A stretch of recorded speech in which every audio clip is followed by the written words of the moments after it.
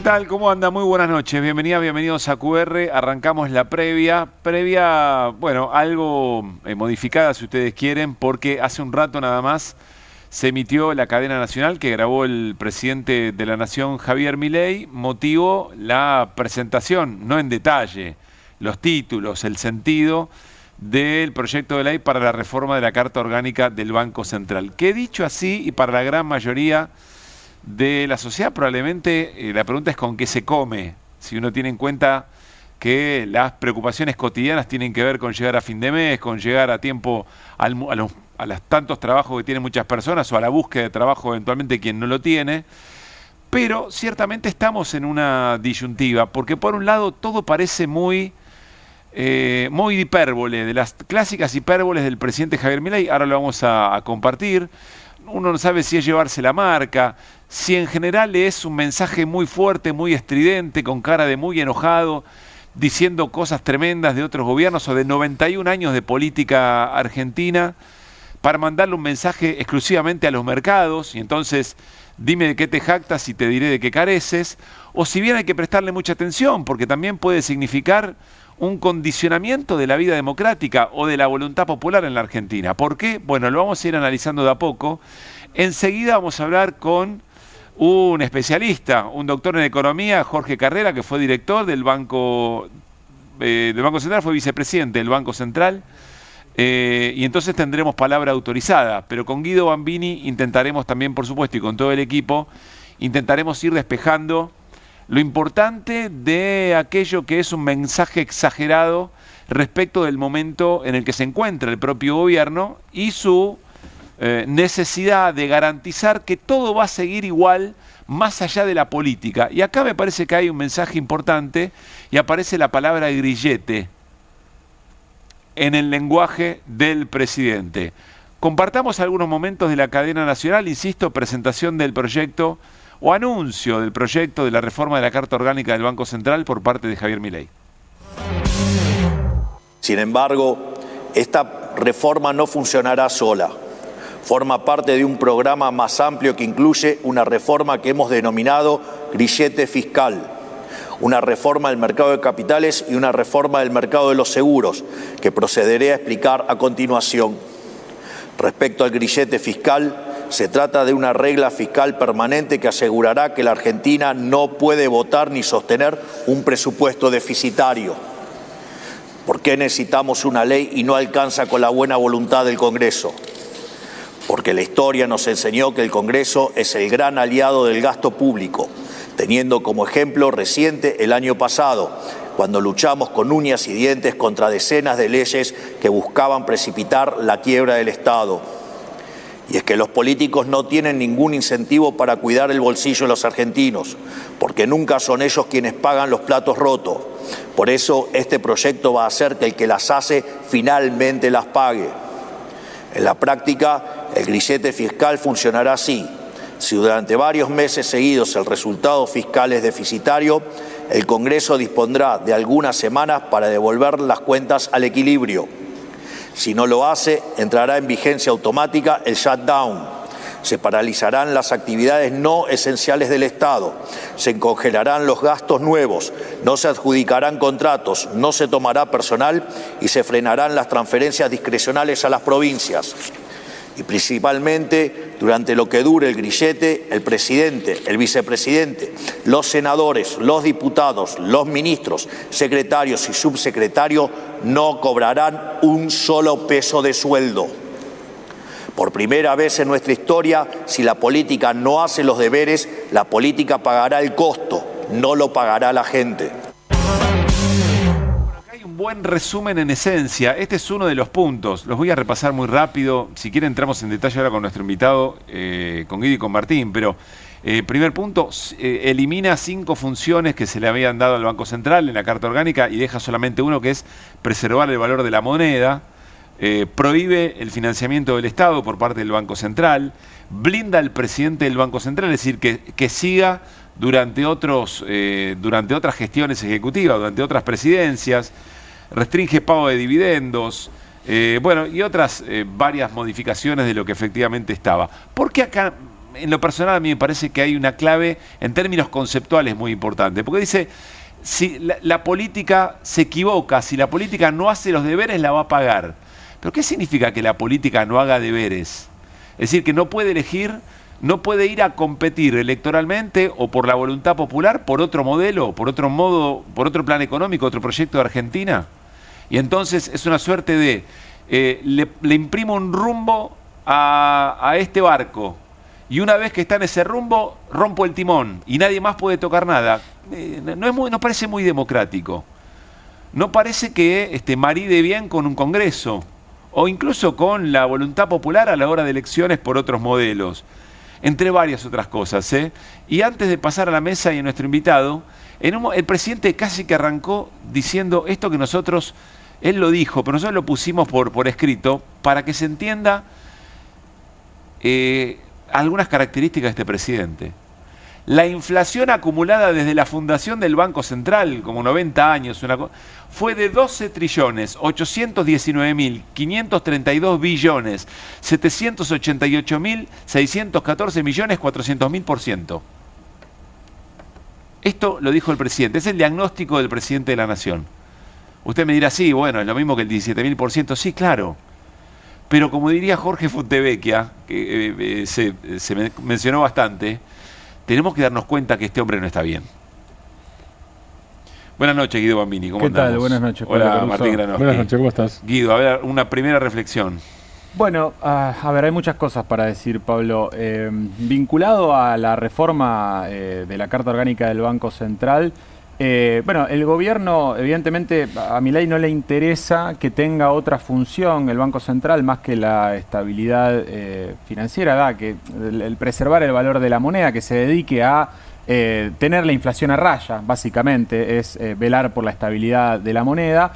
No le importa, o quiere borrar por aquello de un plumazo, de que la inflación es en todo momento y lugar un fenómeno monetario, exactamente. Y quiere borrar de un plumazo la reforma que se hizo en el 2012, con Mercedes Marcó del Pont al frente del Banco Central en ese momento, que también ponía cuestiones de equidad, de empleo, de producción. Economía real. Claro, economía real dentro de los mandatos del Banco Central, que hay que decirlo, los dos grandes aliados que tiene el gobierno actualmente, que son Estados Unidos e Israel, tienen mandatos duales en sus cartas orgánicas de sus bancos centrales. O sea, la Fed, la Reserva Federal de Estados Unidos, que es como el Banco Central de la Argentina, vela tanto por tener la inflación a raya, tiene un mandato dual, mantener la inflación a raya, y también vela por el pleno empleo. O sea, tiene una meta de empleo, en definitiva, en los Estados Unidos, y por su parte también Israel, Pablo. Martín, una línea y ya vamos con Milei y con Jorge Carrera. La primera cosa que coincido con Guido, soy muy pro norteamericano, muchísimo más que Milei en este tema. La Fed tiene en cuenta, o sea, la Reserva Federal Norteamericana tiene en cuenta, no solo tiene en cuenta el empleo, sino que cuando brinda estadísticas, lo que hace es dar la tasa de desempleo y la tasa de empleo en los Estados Unidos. Eso por un lado. Por otro lado, me llamó mucho la atención, yo no sé si jurídicamente es viable o no es viable, no soy abogado ni jurista, que habla de criminalización de decisiones fiscales, que tiene que ver con lo que vos decías antes. Me parece que claramente esto es, si es que es legal, no lo sé, dudo, pero alguien opinará con más seriedad que yo y más fundamento. Si es que es legal, es claramente deriva autoritaria, porque entonces no es que es un modelo, te encaja un modelo, es así, claro, de aquí y para siempre. Y esto no se cambia. Y si lo cambiás, no es que sos un opositor o tenés una idea distinta del país, sino que sos un delincuente. Es persecutorio. ¿Qué más decía Javier Milei? Y saludamos a nuestro invitado.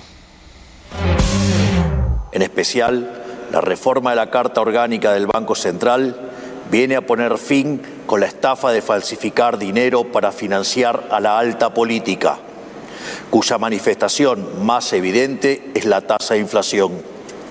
Dicha estafa es más conocida como impuesto inflacionario, impuesto que a su vez permite aumentar los ingresos tributarios sin autorización del Congreso.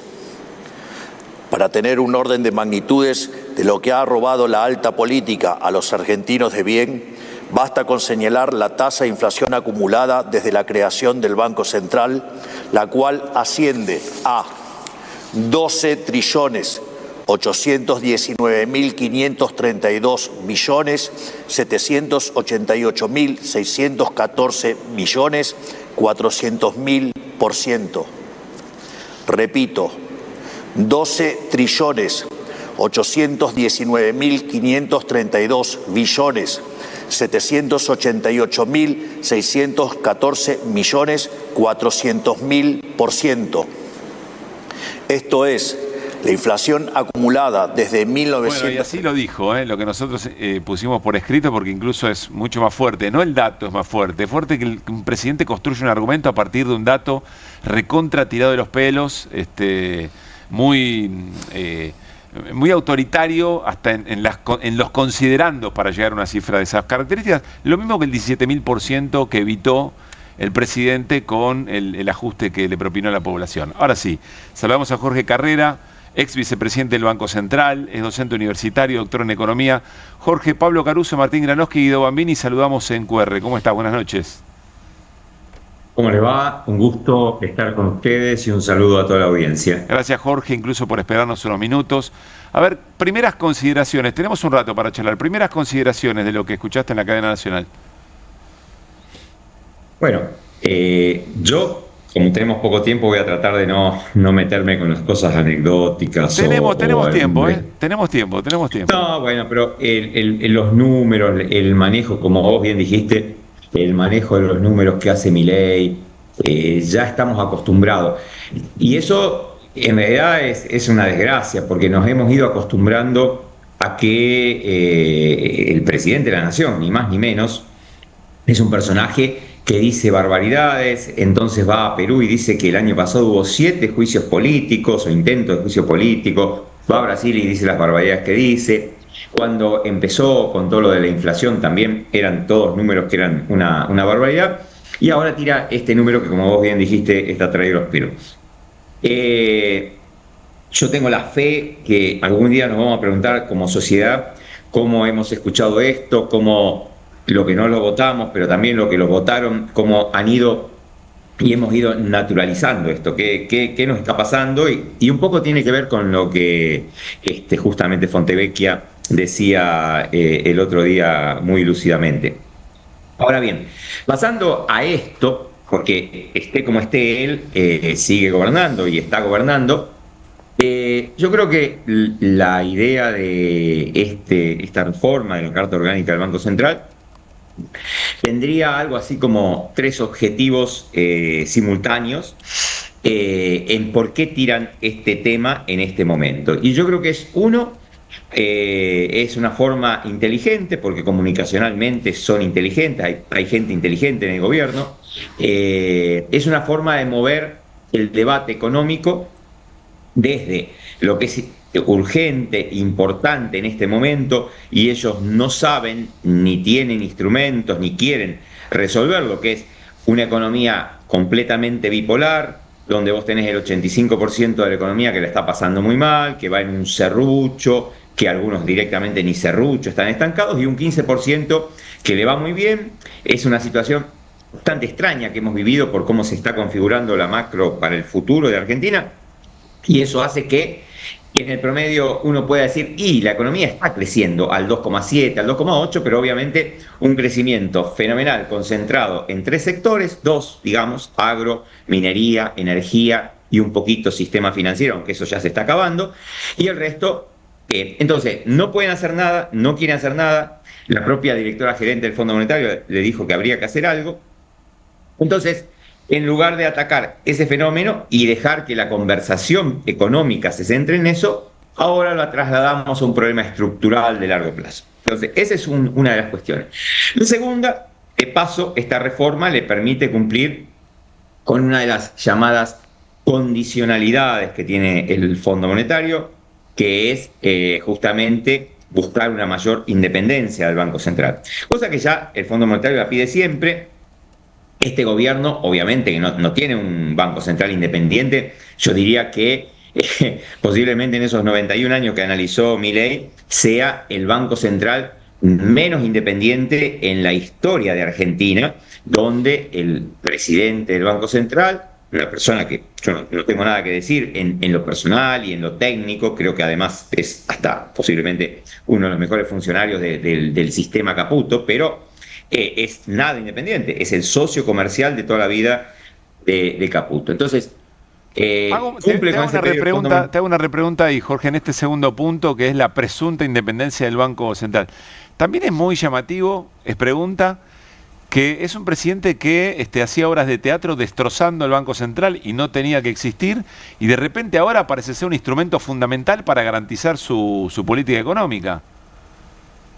Bueno, pero eso démosle a la derecha que es mejor, porque si lo hubiera quemado estaría dejando un desastre más grande. Por lo menos no lo quemó ni dolarizó. O sea, se ve que de alguna forma el establishment logra, y el Fondo Monetario logra darle cierta sensatez a la forma en que ganó las elecciones. También reconozcamos que hay gente que lo votó diciendo que iba a quemar el Banco Central y que íbamos a ganar todos en dólares, etcétera, etcétera. Bueno, Claro.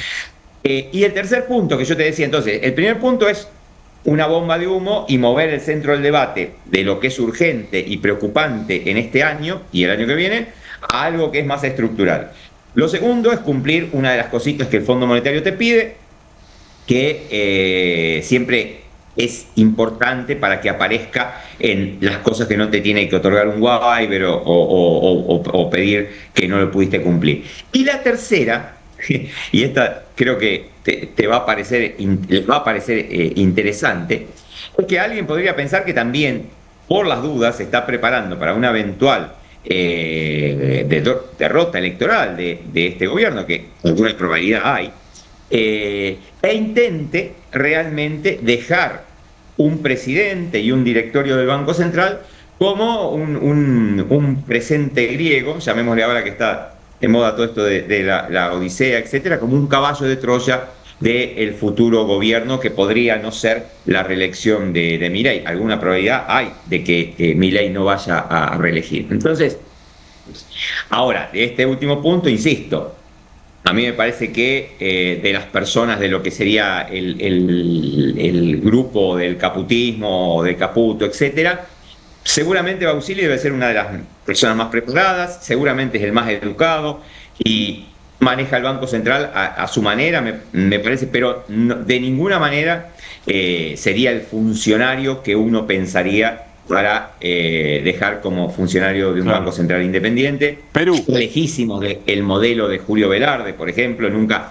lo verías a Julio Velarde, una persona que yo he conocido mucho porque trabajo en el Banco Central, haciendo los deditos o yendo a las reuniones políticas. Conjuga, Jorge, conjuga con la idea de Perú, es decir, un presidente de Banco Central estable y que la política tenga sus derivas. Sí, pero que no sería ninguno de los que no es así como llegó Velarde y no es el formato en el que Velarde se ha ido manejando. Yo creo que es un tipo, una persona extremadamente sensata y que ha logrado construir su reputación a través de los gobiernos, focalizándose realmente en cómo transformar la crisis original desde la que arrancó Perú, que también era un país como Argentina, altamente dolarizado, con una moneda que en ese momento venía de crisis macroeconómicas muy importantes. Entonces, eso es lo primero, Jorge, perdona que te interrumpa. Sí. Martín Granovsky, ¿cómo estás? Hola, Martín. Bien. Yo saco una conclusión ya de lo que estás diciendo. La propuesta de Milei, y no es un chiste lo que voy a decir, es un Perú insensato. O sea, lo malo de Perú más la insensatez. Sí, posiblemente. Porque vos lo que estás diciendo es Perú, pero el presidente del Banco Central, Velarde, es un tipo sensato. Exactamente. Y lo que yo digo es, no sería la forma, si el tercer punto es el que están pensando de, por las dudas, si perdemos, dejamos de alguna forma anclado una parte de lo que hizo el gobierno, me parece que no sería la forma con los funcionarios que ellos tendrían en mente. Pero bueno, es cierto que eso no lo dijo, eso es lo que se dice en el mercado, pero no lo que dijo el presidente. Claro, el presidente habló de tantas cosas genéricas. Jorge, te pregunta Guido Bambini. Sí, ¿qué tal? ¿Cómo está, Jorge? Primera cuestión, esto digo es revertible en el futuro, ¿no? Digo, ¿te preocupa en ese sentido de que no pueda ser revertible? ¿O podría eventualmente haber en el futuro gobierno otra ley o eventualmente un decreto que vuelva para atrás con las modificaciones que pretende hacer de la Carta Orgánica del Banco Central el gobierno? Y preguntarte también, digo, ¿por qué es importante que tenga un mandato dual el Banco Central y también vele por otras cuestiones, no solamente la estabilidad de la moneda, como otros bancos centrales del mundo lo tienen? Hay dos partes en lo que estás diciendo, son una pregunta sumamente importante. La primera, lo de la reversión, es claramente así y eso es malísimo. Por eso yo creo que si el gobierno va a usar esta propuesta y esta ley que eventualmente logre aprobar con algunos gobernadores amigos o que intercambie algún favor y entonces los gobernadores lo voten, total, piensen en esa forma en que estamos razonando, eso sería un desastre. Yo creo que lo que pasa es que es la política de un gobierno que ha usado la polarización. Y la polarización, desgraciadamente, es una cosa que le ha servido al gobierno para llegar, pero me parece que no le va a servir para dejar instituciones duraderas, porque si vos haces esto en base a no tener un consenso, esta es una ley que ya nace mal. Entonces, yo creo que haría un gran esfuerzo de parte del gobierno, no por imponerlo a los gritos, como dice Milei, sino realmente por ver cómo podemos hacer para que si alguna parte de la sociedad cree que el Banco Central tiene que tener ciertas restricciones, que yo estoy completamente de acuerdo en ponerme a discutir, incluso la segunda parte de tu pregunta, pero lo que sí creo yo es que eso tiene que surgir de un consenso, porque una de las grandes cosas que tiene la reforma del Banco Central, y que la tiene esta misma Carta Orgánica y que debemos reconocer que no ha sido cumplida adecuadamente, es que el centro de gravedad de esta Carta Orgánica también es el Congreso. Ahora, el Congreso entonces debe ser el protagonista, porque la Carta Orgánica actual mismo dice que el Poder Ejecutivo no puede dar instrucciones al Banco Central, lo dice la actual Carta Orgánica, y Milei se ha cansado de decirle, vos haces esto, vos haces lo otro, el presidente del Banco Central. Bueno, de hecho, Jorge dijo que fue quien decidió el desarme de las LEFI, ¿no? Como para dar un ejemplo. Eso es excelente ejemplo. Eso es una cosa que no tendría que haber sido y no es un mal precedente en términos, incluso, no me quiero meter con esto, pero de la discusión jurídica que nosotros hemos tenido muchas veces en Nueva York, hemos tenido que batallar para mostrar que el Banco Central no es el alter ego del Tesoro, y vos tenés a un presidente que dice, le dije que desarmaran las DF y le dije que hicieran esto públicamente. Entonces, eso desde ya, que aún en la propia actual Carta Orgánica es así.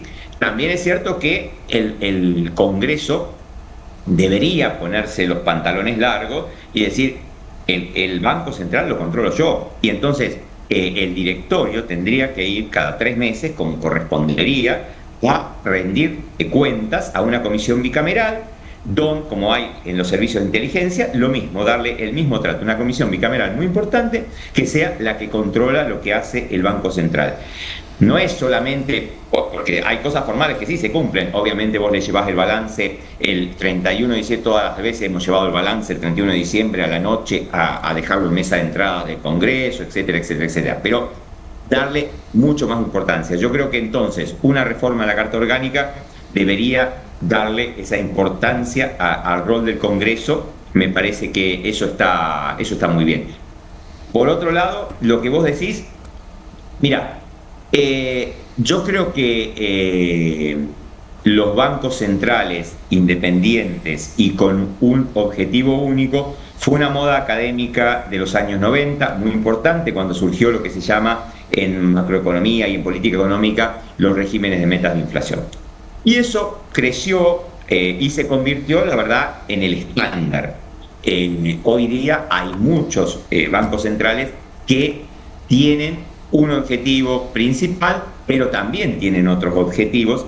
Y el segundo objetivo, que Milei ni lo habló, pero que es desde la crisis de 2008 irrenunciable, es el de la estabilidad financiera. está visto que muchos bancos centrales que habían renunciado al objetivo de estabilidad financiera, en esa crisis lo tuvieron que volver a tomar, desde el peso líder y el más paradigmático, que es el Banco de Inglaterra, como tantos otros, tuvieron que concentrar en el Banco Central, porque vos no podés atender una crisis financiera siendo el que va a poner los fondos, el que va a regular a los bancos, y eso esté desperdigado en otras instituciones que son autónomas del Banco Central. Entonces, ese es un segundo mandato que está en la actual Carta Orgánica. Y el tema de los mandatos duales, yo creo que es un tema que vale la pena discutirlo en la sociedad. Vale la pena discutirlo en la sociedad. Hay una batalla cultural ahí, hay una batalla cultural que los sectores más progresistas, populares, evidentemente de alguna forma no la hemos sabido ganar. Hay mucha gente que está convencida de que el Banco Central tiene que tener menos objetivos, incluso porque la actual Carta Orgánica dice en la medida de sus posibilidades, es decir, está aclarándote. Pero bueno, Claro. me parece que ese es un punto para discutirlo. Lo que sí, todo Banco Central independiente igual debería estar previsto en la ley, que tenga los objetivos que tenga, tiene que en algún lado poder tener un ámbito de discusión, ¿no? Como es en Brasil el Consejo Monetario Nacional, o un consejo de coordinación donde vos te juntes con el Poder Ejecutivo, con el Congreso y el Banco Central. Eso significa que va a tener autonomía, y eso es muy importante que tenga esa autonomía. Y después hay otras partes que, me parece que están bien, pero una de las cosas, perdón, que se me hizo muy largo, una de las cosas que me parecieron más asimétricas del discurso de Milei fue todo el énfasis que él pone en la emisión monetaria. Perfecto, pongamos que podemos discutir eso, pero llama la atención que en esos 91 años nunca haya puesto énfasis en que el endeudamiento compulsivo, temerario que han hecho muchos gobiernos, como la dictadura militar, como el gobierno de Menem y de la Rúa, como el gobierno de Macri, tuvieron efectos iguales o peores que la emisión monetaria eventualmente. Entonces, ¿cómo es que en todo el discurso, en ningún momento habla de que el Congreso cumpla con la ley de controlar las formas de endeudamiento, controlar el endeudamiento? O sea, técnicamente él lo que te está diciendo es: yo voy a prohibir que el Tesoro se endeude con el Banco Central. Ok. Y hace que el Congreso también entonces controle que el Tesoro se endeude con el Banco Nación, porque es otra fuente, que el Tesoro se endeude con el ANSES, que el Tesoro se endeude con los mercados privados, ahí está todavía más complicado, y que el Tesoro se endeude con organismos multilaterales como por ejemplo el Fondo Monetario. Entonces, porque ahí también hay una gravedad importantísima, y lo hemos vivido, y muchas veces muchas de las crisis que se llaman de emisión monetaria son momentos terminales en donde explotó la crisis, tuviste una gigantesca devaluación y el Banco Central se tuvo que hacer cargo emitiendo dinero para poder sostener el funcionamiento de una economía que se había hiperendeudado, la habían llevado a una crisis y se había ido ese gobierno, ¿no? Como pasó con Macri, como pasó con Cavallo y de la Rúa, y como pasó con los militares. Entonces, me parece que lo justo es que pongamos todo en discusión. El endeudamiento del Tesoro con el Banco Central, perfecto. El endeudamiento del Tesoro con el resto de los lugares donde toma deuda, Claro, me parece bien. que es equivalente. La última, Jorge, la hace Martín. Vos hablaste, Jorge, de metas de inflación antes, como moda de los años 90. En realidad, entre otras cosas, supongo que esta reforma de la Carta Orgánica intenta volver a eso de manera casi exclusiva. Ahora, te pregunto una cosa: si el Banco Central decidiera de ahora en adelante, supongamos que este gobierno cambia, un día Milei se levanta, se levanta cambiado, no importa por qué, y decide cambiar y se hace heterodoxo, keynesiano, etcétera, etcétera. Y dice, bueno, vamos a dar créditos a las pymes, etcétera, etcétera. El que va a gobernar, si si este proyecto se aprueba y sale la ley y queda promulgado, sería el Banco Central, porque va a decir, vos no podés hacer esto, le dice al gobierno de turno, este o cualquiera, vos no podés hacer esto porque altera las metas de inflación. Con lo cual, yo soy menos importante con mi voto, y los legisladores ni hablar, como representantes de mi voto, son menos importantes que lo que produjo eso, por ejemplo, un fondo extranjero. A ver, yo creo que las metas de inflación, o tener metas de inflación, ha ido mutando y ha ido cambiando la idea de qué son y para qué sirven, y me parece que ha ido ganando cierto consenso la idea de que de alguna forma es importante que el Banco Central señale qué tipo de expectativa y qué es lo que quiere hacer con la inflación. En eso las cosas han cambiado y hay experiencias importantes. Me parece que tener metas de inflación, o que el Banco Central comunique qué inflación y qué es lo que va a hacer para hacerse cargo de la inflación, está bien. El tema de tener una política que haga, que dé una especie de líneas de crédito, etcétera. Mirá, Brasil tiene metas de inflación, Lula ha tenido 3 mandatos con metas de inflación, Bueno, y no le ha ido tan mal. Pero en Brasil el Partido de los Trabajadores llama al Banco Central a veces el PCB, el PBC, perdón, Partido del Banco Central.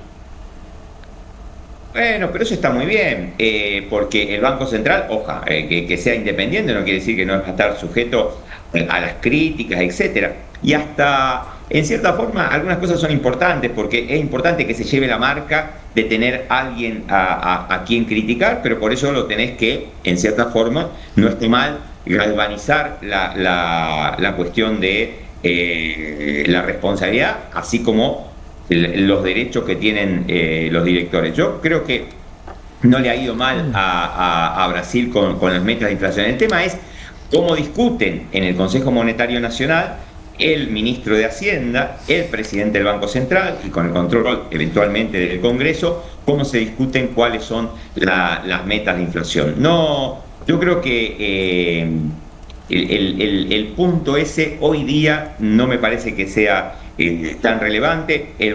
Brasil tiene el BNDES, que está esas líneas de crédito de las que estábamos hablando, y el Banco Central con esto no hace nada en sentido contrario. El Banco Central de Brasil es un banco central relativamente independiente y con metas de inflación, desarrolló el PIX, un sistema hiperrevolucionario. Ellos en vez de tener a Galperín y a Mercado Pago, han tenido una cosa hecha por un ente estatal, que es el Banco Central, y es el que tiene tan enojado a Trump. La realidad es eso lo desarrolló un Banco Central independiente. Interesantísimo esa contraposición, muy interesante para estudiarlo o para dedicarle. Ojalá tuviéramos el PIX nosotros, no fuimos capaces, la verdad. Por algún motivo no se desarrolló en Argentina, o no se logró desarrollar en Argentina. Yo lo hubiera importado completo, pero como estaba esta idea de la fintech innovativa, que es la que ya sabemos, hemos tenido ese sistema mucho más desordenado, ¿no? Claro. Jorge, gracias. Nos ayudaste mucho a comprender un poco mejor qué tenemos entre manos. Gran abrazo. Abrazo a ustedes y un saludo a toda la audiencia. Gracias por llamarme. Gracias, Jorge. Bueno, varias cosas deja Jorge Carrera. Hay cosas muy técnicas, difícil de repetirlas, en todo caso Guido Lora. Me quedo con un par de cosas conceptuales. Dijo algo que también da para pensarlo con mucha más calma. Él dice, la polarización te ayuda a llegar, te permite llegar. Si polarizar a la sociedad, casi te diría romperla en enojo, te permite llegar. Emocionalmente te permite, ahora no te deja, y se está viendo, construir cosas duraderas, porque necesitas un nivel de consenso de cuando querés desarmar esa polarización para ir a un consenso de una Argentina de más a largo plazo, no podés. Sí. Porque de entrada, antes de escuchar lo que estás diciendo, si lo dice él, no va. ¿Hasta dónde nos llevaron la política? Entonces, dice, bueno, será un banco central, pero pensémoslo en términos de otro tipo de políticas públicas, o de resguardo, por ejemplo, de otro tipo de valores estratégicos de la Argentina. Me pareció muy interesante eso como concepto. Y después, tanto éxito han tenido las derechas respecto de algunas políticas, por ejemplo, de manejo del tipo de cambio. Eso es el llamado cepo, ¿no? La administración cambiaria, políticas de administración cambiaria, le pusieron cepo. Que ahora de repente el gobierno elige la palabra grillete para explicarnos algo en términos positivos. No salgo de mi asombro. Bueno, lo que les haya dejado. La hipótesis 3 de Jorge Carrera, Milei está dando un mensaje de si yo pierdo, si estamos hablando su propia derrota, si yo pierdo, acá queda garantía de que efectivamente se siga haciendo lo que yo quiero, o lo que yo quise. Ese es el grillete. Ese es el grillete. El grillete es a la política. Claro. Es a la política. Sí, está vinculado, es un buen punto el que decís, Martín, pero está más vinculado, me parece, a la idea del shutdown, a la del cierre del Estado, si efectivamente no hay presupuesto acorde para poder llevar adelante las partidas presupuestarias. Pero no tan así. Ley de déficit como ley de déficit cero, exactamente. Pero no tan así, creo, vinculado a las reformas que quiere hacer el gobierno a la Carta Orgánica del Banco Central, por lo que decía Jorge y por lo que yo creo también, que es que en el futuro puede ser revertible. O sea, como esta es una ley que cambia los objetivos de la Carta Orgánica del Banco Central, en el futuro otro gobierno puede volver a cambiarla. Por eso entiendo, Guido, eso, pero yo te digo, vos estás pidiendo inversiones, estás pidiendo que venga gente a hacer inversiones, o grandes empresarios, a hacer inversiones de muchos años, es decir, de varios mandatos. Vuelvo a lo de la polarización. Un país serio no puede ir, depende del gobierno, de ir cambiando la Carta Orgánica del Banco Central. No te sirve en absoluto. Creo haber entendido, y ustedes corríjanme. Creo que Milei dijo, yo no lo anoté en su momento, porque estaba viajando para aquí, Milei dijo que de ahora en adelante los miembros del directorio del Banco Central en el proyecto de ley iban a ser elegidos, o podrían ser, elegidos y removidos por 2/3, ¿no es cierto? Por 2/3 de la Cámara, de las dos cámaras, exactamente. Con lo cual la reversibilidad es mucho más difícil. Eso es cierto. Lo que sí verían con buenos ojos los inversores es que haya un consenso en quién va a ser el presidente del Banco Central de todo el arco político, porque lo que va a pretender el gobierno y Milei va a ser justamente que siga Santiago Bausili. Y la verdad que hay críticas sobre Santiago Bausili y sobre la independencia actual del Banco Central. Mencionábamos lo que decía Milei de jactarse de que fue él el que desarmó las letras fiscales de liquidez y influyó directamente en la política monetaria, que es competencia del Banco Central. Podríamos mencionar también, Milei lo decía con Laje en octubre del 2025. También podríamos mencionar el hecho, lo que dijo Jorge, de que tanto Bausili como Caputo eran socios de la consultora Anker antes de asumir el gobierno. Y otra cosa no menor, que es que desde el CEPA identificamos que estuvo en por lo menos 4 reuniones de gabinete el presidente del Banco Central. Salen todas las fotos de cada anuncio del Ejecutivo, digamos, cuando no debería. Equipo económico. Dice Claudio Martínez, nuestro productor general, casi nuestro director, le diría, no es Batman Forever, es Bausili Forever. Y está bien. Yo insisto, se nos escapa quizá lo técnico, por eso Guido, por eso la nota con Jorge Carrera. Conceptualmente, en términos políticos, me parece que las cosas son cada vez más complejas, cada vez más difíciles, y eventualmente, si no hay posibilidad de políticas de largo plazo que atraigan verdaderamente inversiones que apunten al desarrollo del país, y no de gente que venga a hacer la timba del rato que dura un gobierno de estas características, un presidente como este es imposible. Bueno, pero por eso te decía, para mí, vos hablaste de la timba, esa es la pregunta que yo le hice a Jorge antes.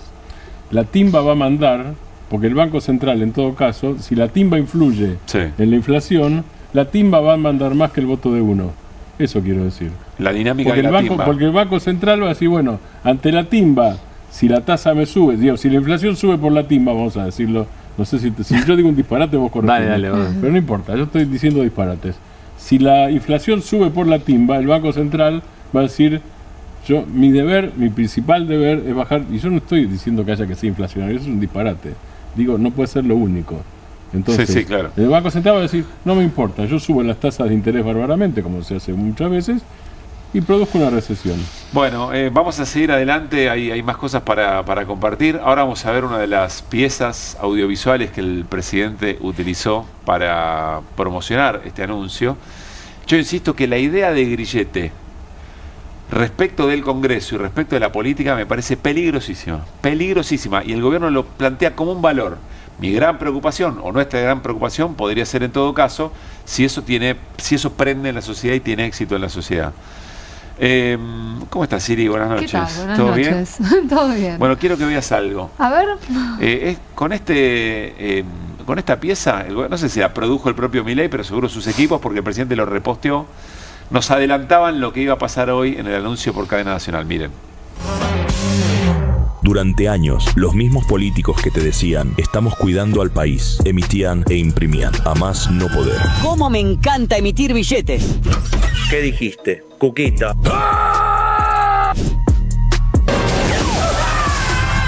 ¡Déjame emitir, por favor! Ahora con la renovación de la Carta Orgánica no van a poder imprimir más. Cuquita. ¿Qué te pareció? El hombre araña. Bueno. Sí. Qué humilde que es, ¿no? No, me parece, lo primero que veo acá, además de las herramientas de siempre, es qué necesidad de mantener siempre al mismo enemigo en la vereda enfrente, ¿no? Al kirchnerismo. Es muy importante para ellos. Y sí, claro. Y sí, bueno, es parte, digo, porque esto se inscribe en esa estrategia permanente. Sí, hay cuentas que no dan de todas maneras, porque el presidente dijo 91 años Sí, de no este, le da de este mucho. choreo.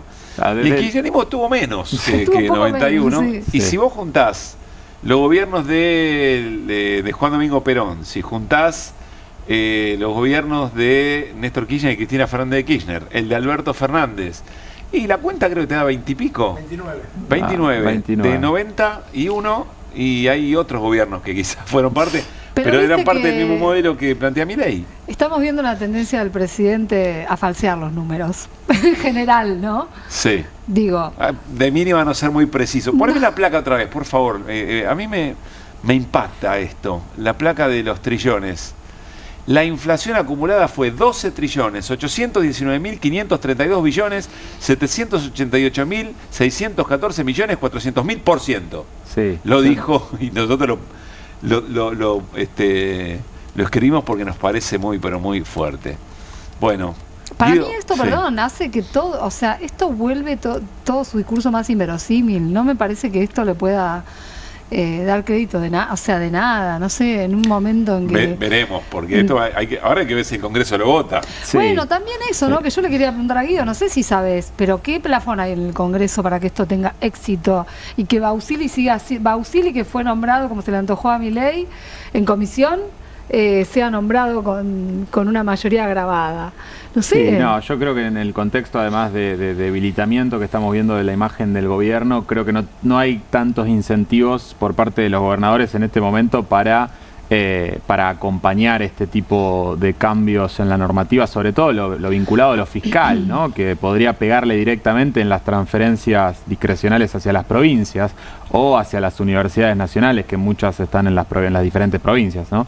Entonces, no veo en ese sentido a los aliados o a los diputados y senadores clave, fundamentalmente los diputados vinculados a los gobernadores aliados del gobierno, acompañando este proyecto, pero bueno, ya nos han sorprendido más de una vez. Ayer hablé largo y tendido con un dirigente político y de mucha experiencia de gestión, y señalaba algo que nosotros estamos mencionando, de lo que se habla bastante poco, que es que el gobierno ha logrado prácticamente eliminar al Congreso en tanto representación de los pueblos de cada una de las provincias, sobre todo en la Cámara de Diputados. Porque el gobierno, con todo éxito, se saltea al Congreso y negocia directamente con los gobernadores. Es más, no con todos, con 12, 13 gobernadores. Y negocia con gobernadores, y esa negociación es la que eventualmente determina cómo se vota en el Congreso. Y me decía, bueno, senadores, vaya y pase, son representantes de las provincias, vaya y pase. Pero los diputados son representantes de los pueblos de las provincias. Abel Furlan lo planteaba desde el año pasado mucho a eso. Incluso este exfuncionario y dirigente me dice, el gobierno o Milei debería rendir cuentas en algún momento, porque es una violación directa de la división de poderes. Pero más allá de eso, es muy fuerte. Respecto a lo que pregunta Irina, y sí, la verdad que por ahí puede. Sí, por ahí puede. Por ahí puede, porque el sistema político le permite a un presidente tener 12 negociaciones o 13 mano a mano y que el Congreso no importe. Y lo que no quiera lo va a buscar la manera de hacerlo por un DNU, que es lo que viene haciendo. O sea, porque Y se hablaba de Congreso de Escribanía. ¿Ustedes se acuerdan? En otro momento se decía, queremos preguntar. ¿No? Sí. Querían preguntarle. El presidente no habla con nadie, prácticamente solo con los voceros blue. Y también se hablaba de un Congreso de Escribanía. Congreso de Escribanía eran mayorías del espacio político que gobernaba. A eso se le llamaba escribanía. ¿Y a esto cómo se le llama? Perdón. Ahora, no, es que pensando en los distintos caminos que usa Milei para saltear al Congreso, que es algo que además dijo el primer día que iba a ser así, fue la actitud política que siempre tuvo. A mí no deja de sorprenderme en términos judiciales, si querés, que nadie haya frenado esto, no el diálogo con los gobernadores, que es una estrategia política, pero gobernar por DNU, que es algo que también viene haciendo, no ha tenido ningún freno importante. Bueno, la Corte tiene planchado el decreto DNU 70. El 70 tiene planchado. Que no es un decreto de un asunto, es un decreto que modifica las reglas del juego. Sí, que condicionó la vida en general de todos nosotros. Pero voy a esto porque es algo como muy esencial, ¿no? Y de la esencia democrática. Es una forma, son caminos los que utiliza para complicar el juego democrático de los poderes, ¿no? Y con todo éxito. Con todo éxito, y digo, con esta especie de aval tácito del Poder Judicial, porque si bien hay resoluciones sueltas, ¿viste? No hay nada determinante. Claro. Tráelo, aval. Perdón, no lo pude evitar. Yo quiero volver a un punto. ¿Cómo no? Guido, Sí, si esto se aprueba, sí. este gobierno o cualquier gobierno se queda sin política monetaria. No hablo del Banco Central, ¿De qué hablas? del Poder Ejecutivo, no del futuro Banco Bueno, lo que ayer Central. decía Carlos, No el del Banco futuro Central del futuro Poder es una Ejecutivo. herramienta política, Por eso, de política económica muy Pero importante. el gobierno se Sí, queda claro, sin posibilidad de política monetaria, cosa que ya pasó en la convertibilidad de alguna manera. Y así no fue. Restringe absolutamente le saca herramientas directamente al Poder Ejecutivo, Martín, sí. Bien, ¿y qué consecuencias tiene no poder hacer política monetaria? A ver, Me parece que esto es una parte del fondo de la reforma de la Carta Orgánica y de este blindaje de un Banco Central Bausili para siempre, Bausili forever. A ver, la idea, digo, porque no lo dijimos, pero lo que quiere hacer el gobierno es volver a la Carta Orgánica del 92, del menemismo, que reformó en el 92 la Carta Orgánica del Banco Central. Lo que buscaba la última reforma y que pudo empezar a hacerse es, por ejemplo, que el Banco Central tenga la posibilidad de incidir sobre el diferencial de tasas, el spread de tasas entre la tasa activa y la tasa pasiva. Sí. Que no suceda lo que está pasando ahora, que hay digamos que la tasa activa está, digamos que hay un diferencial de 4 veces entre la tasa activa y la pasiva. Lo que pones a plazo fijo y lo que presta el banco. Exactamente, exactamente. O, por ejemplo, que pueda incidir en darle créditos a las pequeñas y medianas empresas. Los créditos del Bicentenario, ¿no? Se pudieron dar gracias a la reforma de la Carta Orgánica del Banco Central. Básicamente lo que hace es, terminar, digamos, ata muchísimo más de pies y manos a la forma de accionar para, en definitiva, mejorarle la vida al conjunto de la población, que para eso están las instituciones, ¿no? Y que para eso fue la reforma que se hizo en el 2012.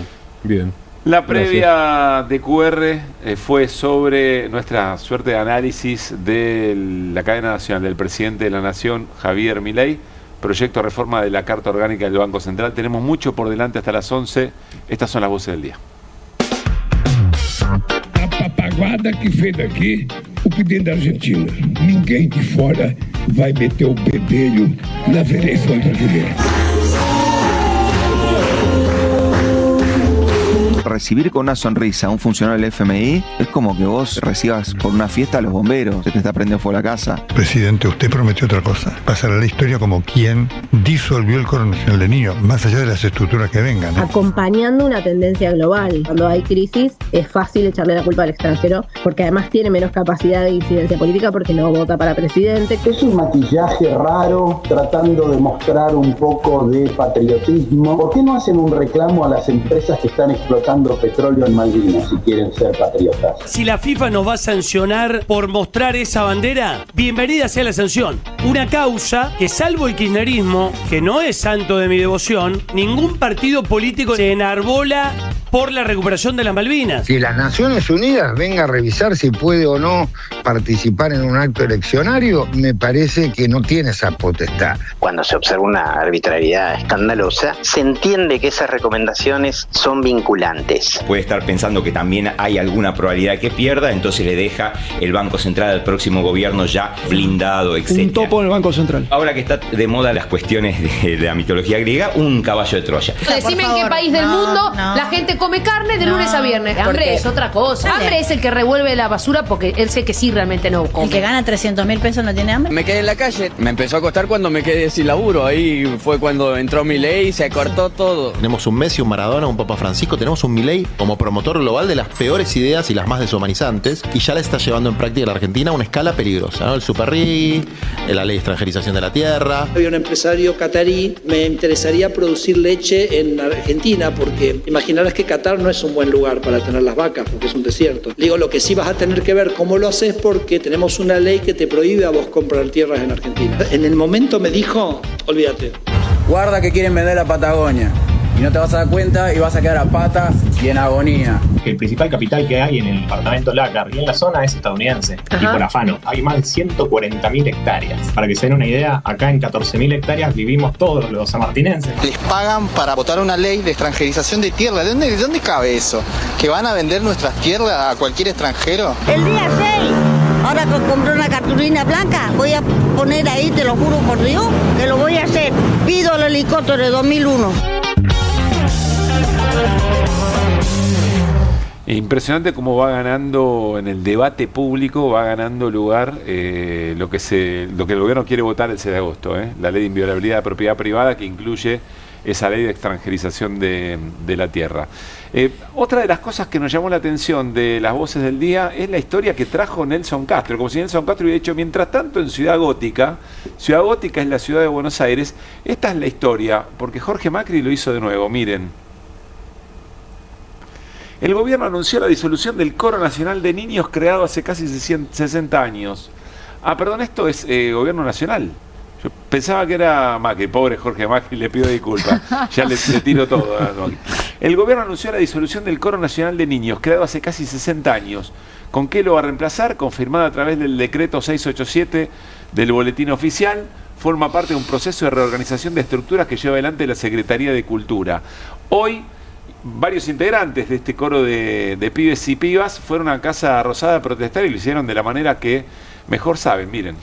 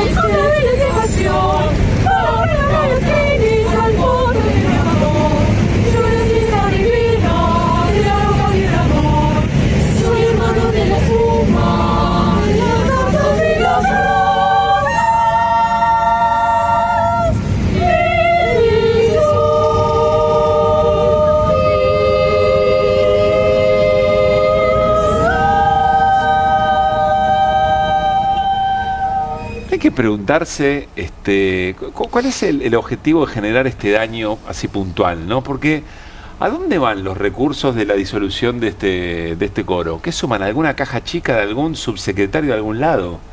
No dijeron, no especificaron.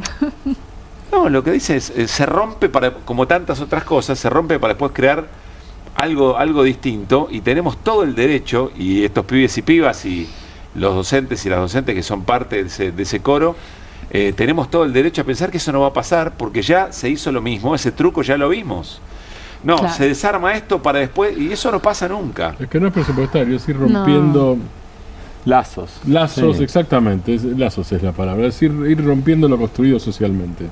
Cantan bien, ¿no? Usted que es cantante. Sí, cantan bien, ¿no? Y son un grupo humano, esos son. Es eso.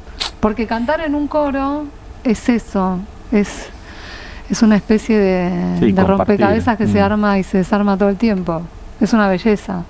Y para estos pibes tiene un significado enorme en sus vidas, sea la situación que sea en la que están, porque construyen su vida a partir de esos lazos, como dice Guido. Es parte de esta horrible batalla cultural, me parece, que llevan adelante. No tiene explicación. ¿Cuál es la explicación racional de una decisión así? Es destrucción pura. de lo más general, ¿no? De lo más abarcativo, que es darle otro sentido a las instituciones, a esas cosas tan pequeñitas, estas historias mínimas que hay en esto que mencionaban muy bien mis compañeros y mi compañera respecto de ir rompiendo lazos. Bueno, Irina, ¿qué novedades hay respecto a la presentación ante Naciones Unidas de los abogados de Cristina Fernández de Kirchner? Mucha repercusión de esta presentación, repercusión sobre todo en el mundo jurídico también, ¿no? Obviamente repercusión política. Te diría que me detuve en algunos análisis que hicieron determinados juristas hoy de distintos colores. Hay uno que me parece importante escuchar, que es Fabián Salvioli, porque Fabián Salvioli fue presidente del Comité de Derechos Humanos de Naciones Unidas, que es donde Cristina Fernández de Kirchner presentó sus apelaciones, sus cautelares, de las que hablábamos ayer. No son apelaciones. Él, bueno, justamente explicó respecto de una cantidad de versiones que empezó a ver sobre qué efecto podría tener una decisión del comité, y si querés escuchamos y ahora profundizamos un poco. Esto que te decía, la adhesión de la Argentina a estos pactos, la jerarquía constitucional de estos pactos ante un dictamen en esta línea de este comité, ¿implicaría una aceptación inmediata o debería implicar una aceptación inmediata del Poder Judicial de la Argentina, de la Corte Suprema de la Argentina, o no necesariamente? Por supuesto que sí, y aunque no tenga jerarquía constitucional. Digamos, el solo hecho de la ratificación de un tratado, en este caso además hay jerarquía constitucional, lo cual quita toda duda, pero el comprometido es el Estado, y a menos de que el Poder Judicial piense que no es un poder del Estado, lo cual sería ridículo, el Poder Judicial tiene que acatar el pronunciamiento del comité, como lo tiene que acatar el Poder Legislativo cuando se ordena modificar una norma, o el Poder Ejecutivo cuando lleva adelante un hecho violatorio de derechos. Es decir, va en línea con lo que ayer vos mencionabas de Andrés Gil Domínguez. Exactamente, Andrés Gil Domínguez. Lo que ni más ni menos que expresidente del comité al que se apela, ¿no? Me parecía importante escucharlo porque es alguien que formó parte del comité, que conoce todas sus reglas, que tiene un libro muy importante escrito sobre las decisiones del comité. Yo lo consulté en particular, acá hay dos planos, ¿no? Uno es la decisión de fondo que puede tomar el comité respecto de los planteos de Cristina. Como explicábamos ayer, una de esas cautelares tiene que ver con un pedido de suspensión de la medida de inhabilitación perpetua para ejercer cargos públicos, con miras a la posibilidad de presentarse una PASO, supongamos, como decía uno de los abogados. El otro tiene que ver con sus condiciones de detención, con esta imposición del uso de una tobillera en condiciones de desigualdad con muchas otras personas privadas de la libertad con domiciliaria, y sobre todo, por ejemplo, con los genocidas, y la restricción también a la posibilidad de recibir visitas, que la mayoría de los detenidos en domiciliaria no tienen. Y por otro lado, la cuestión de la composición de la Corte Suprema, que está reducida hoy a 3 miembros, que es algo que no pasa en otros países, y que lo consideran un rasgo de muy baja calidad democrática, ¿no? La cuestión de fondo tendría que ver con una decisión de que diga si se violó el Pacto de Derechos Civiles y Políticos al que adhiere Argentina, que tiene rango constitucional. La cautelar, como cualquier otra cautelar, sería si existe la presunción de que esa violación existe, valga la redundancia, bueno, podría dictar una medida provisoria el comité. Una medida a largo plazo puede llegar a demorar 3, 4, 5 años. Esto decía Salvioli hoy. Yo le preguntaba en particular sobre la cautelar. ¿Puede haber una cautelar que salga más rápido? Y me dijo que sí. Que no es lo habitual que se dicten cautelares en discusiones de derechos políticos. Sí. Que la que hubo, la que tenía presente casi como única, es la de Lula, que tuvo la característica de ser posterior a una decisión judicial, o sea, mucho efecto no tenía, pero... Sí, llegó después de que se revirtió su condena. Que la Corte Suprema de Brasil toma la decisión. Pero aún así el comité dijo que había una violación a los derechos políticos. Entonces, bueno, Salvioli no lo descartaba y esto podría ser más rápido. Podría ser cuestión de meses, ¿no? Sí. Esto podría suceder. Escuchemos otras voces. Dale. Porque hay otras personas, como por ejemplo Mariano Cunioli Barona, el exministro de Justicia, que lo ve de otra manera. A ver.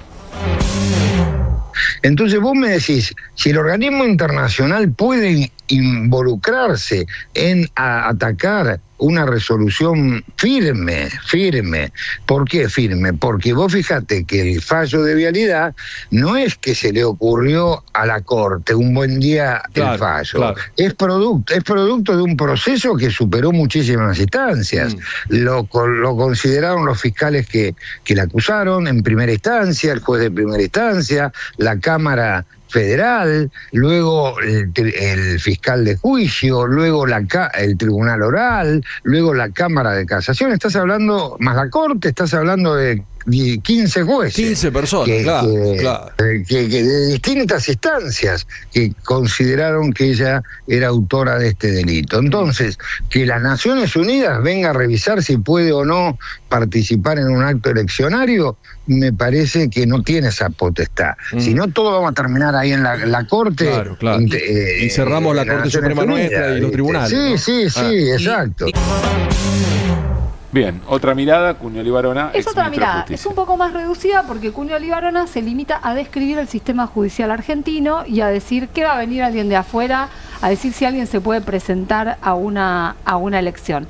Está dejando afuera del análisis algunos otros elementos e instancias internacionales que existen. Cuando se agotan en Argentina las instancias en tribunales, hay instancias internacionales y ahí es donde recurrió Cristina. ¿Podía haber elegido la Comisión Interamericana de Derechos Humanos? Sí, evidentemente confiaron más en el Comité de Derechos Humanos de Naciones Unidas.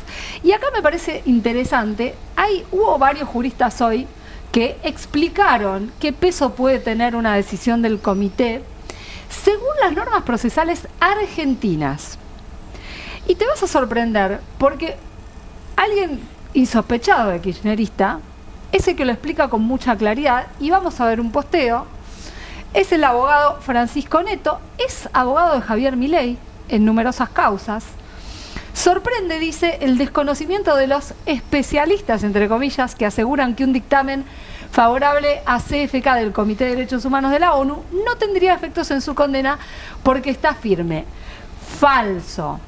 El artículo 366, inciso F, del Código Procesal Penal Federal habilita la revisión de sentencia firme cuando un órgano de aplicación de un tratado se pronuncia en una comunicación individual. Para no marearnos, paso al final. Traducción. Un dictamen favorable habilitaría la acción de revisión. La cosa juzgada no es el muro que dicen.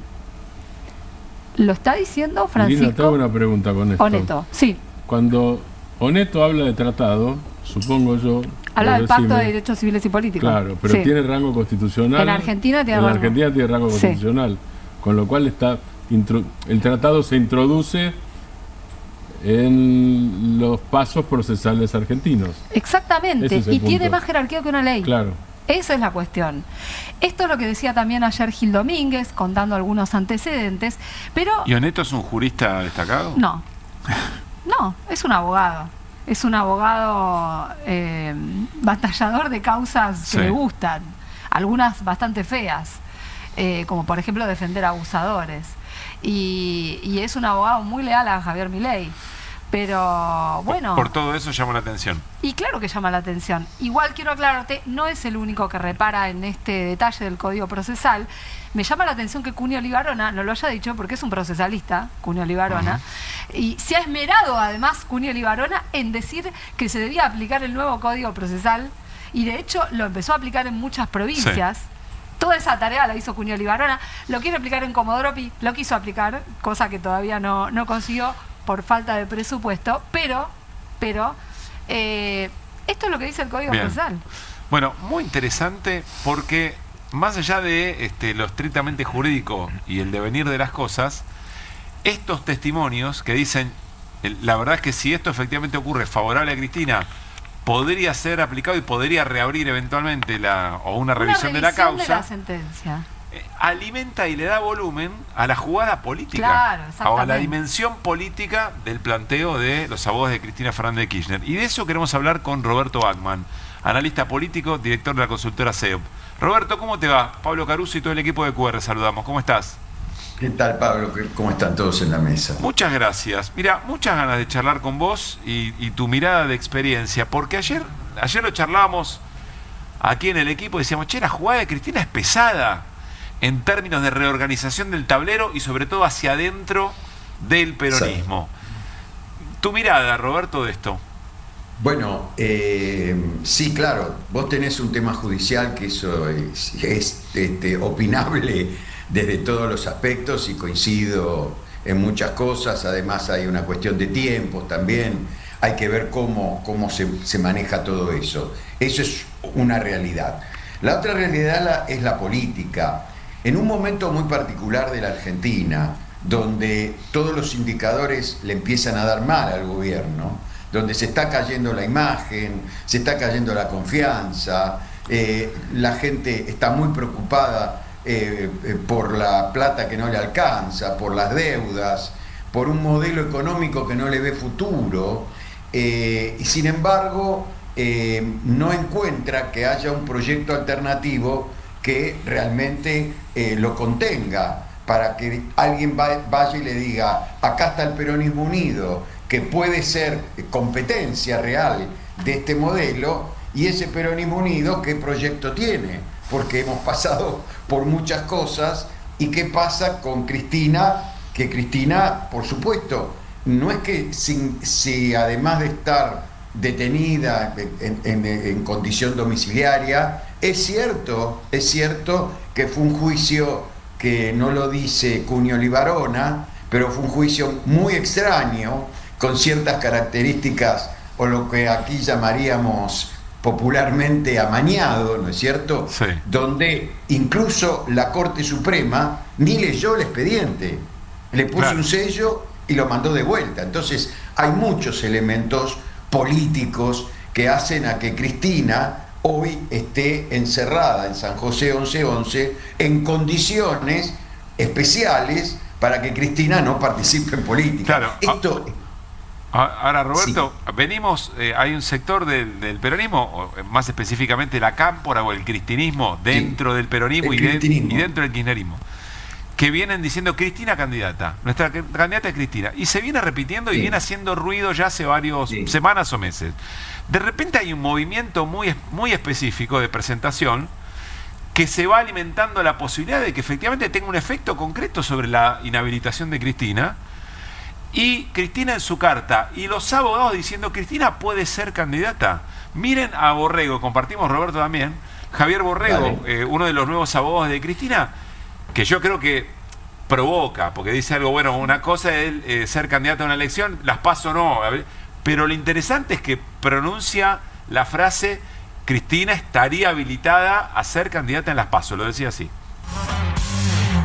Perdón, las primarias ¿son elecciones para un cargo público? En principio no. Son elecciones preparatorias de las futuras elecciones para un cargo público. Luego, por lo tanto, al sistema PASO, primarias, PASO obligatorias, abiertas, obligatorias, etcétera, que denomina en Argentina, Cristina Fernández Kirchner se podría presentar. Claro, ¿por qué? Porque no es para un cargo público. Ahora, si se presenta... Yo no sé qué tan serio es esto, quiero ser muy claro, no sé qué tan serio es. Francamente, para lo que queremos analizar y queremos preguntar a Roberto, no me importa mucho, porque es un abogado de Cristina Fernández de Kirchner diciendo Cristina se podría presentar a las PASO. Entonces te pregunto, Roberto, ¿qué significa para el resto del ecosistema del peronismo? Y principalmente para Kicillof. Porque si Kicillof estaba pensando por estos días, semanas u horas, decir, yo voy a ser candidato y voy a hacer una recorrida, ahora tiene que pensarlo mucho, porque sería un candidato que se enfrenta y desafía la candidatura de Cristina. Ahí te quiero preguntar cómo cae esto en el esquema del peronismo. Claro, esto en el esquema del peronismo es un golpe muy fuerte. O sea, Kicillof tiene que animarse a una interna con Cristina. Es cierto, no podemos estar seguros que Cristina sea candidata, pero esto va a empezar, me parece que es una primera punta para que el peronismo empiece a moverse en función a alguna manera de determinar la unidad. O sea, para vos comenzó otro tiempo a partir de este movimiento.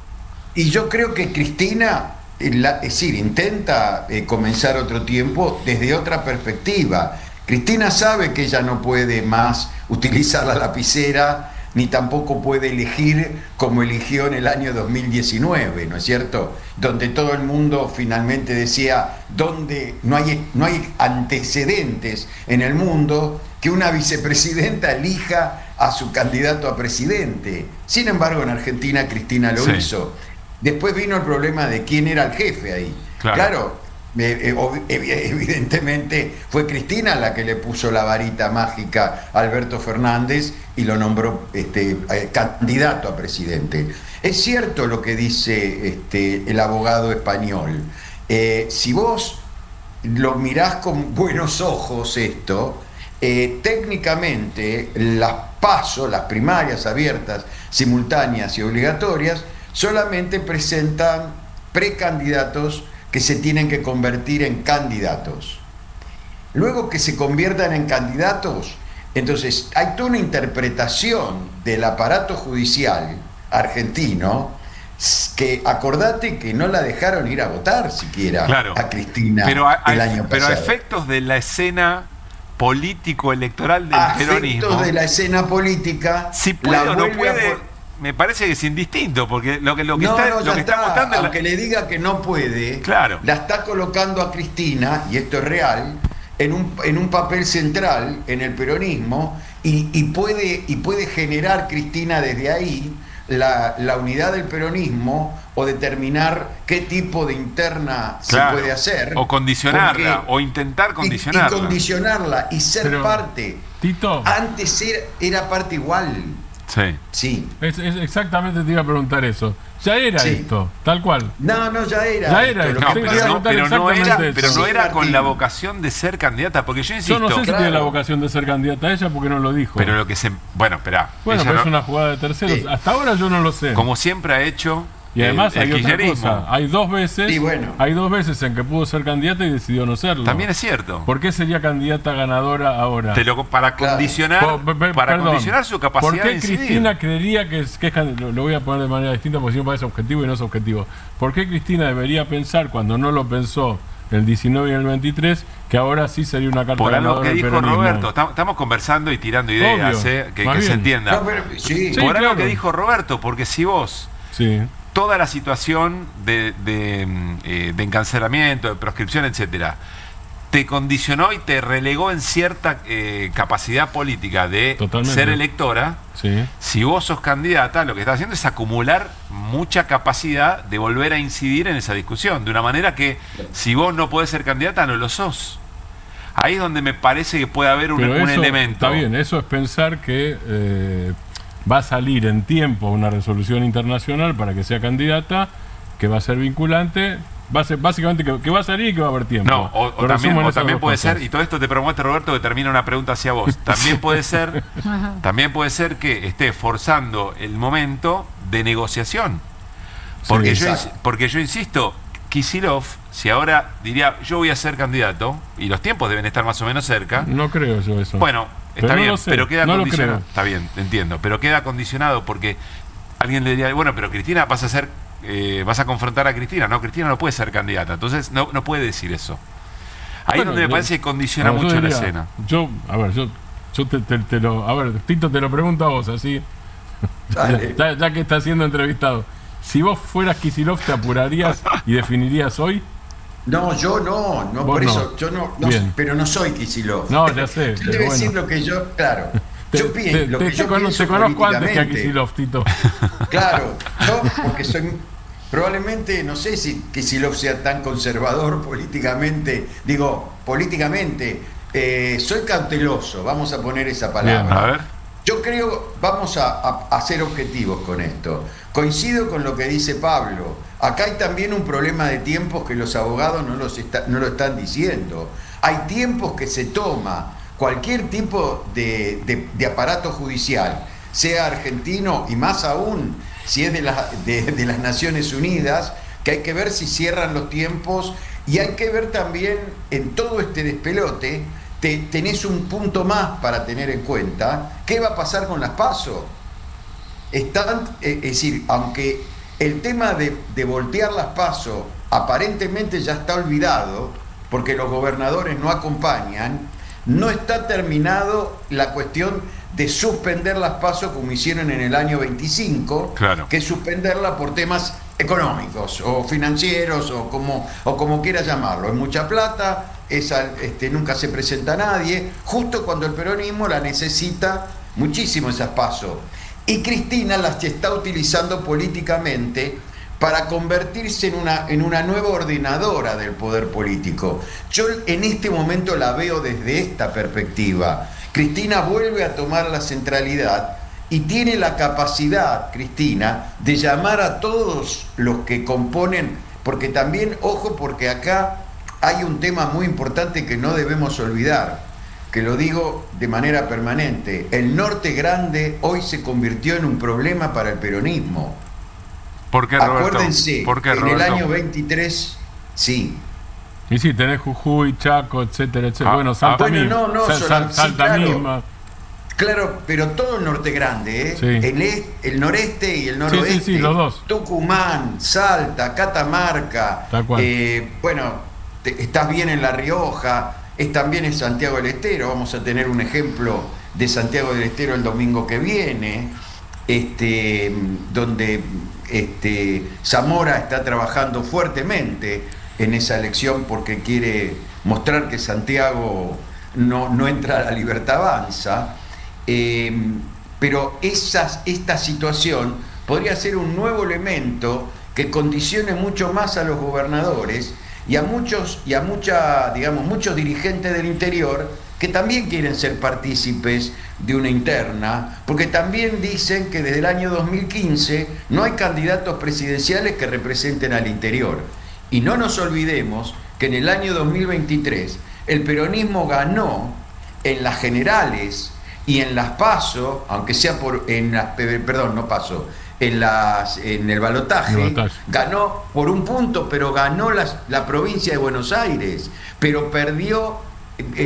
Massa no fue presidente por 3 puntos porque perdieron en el Norte Grande.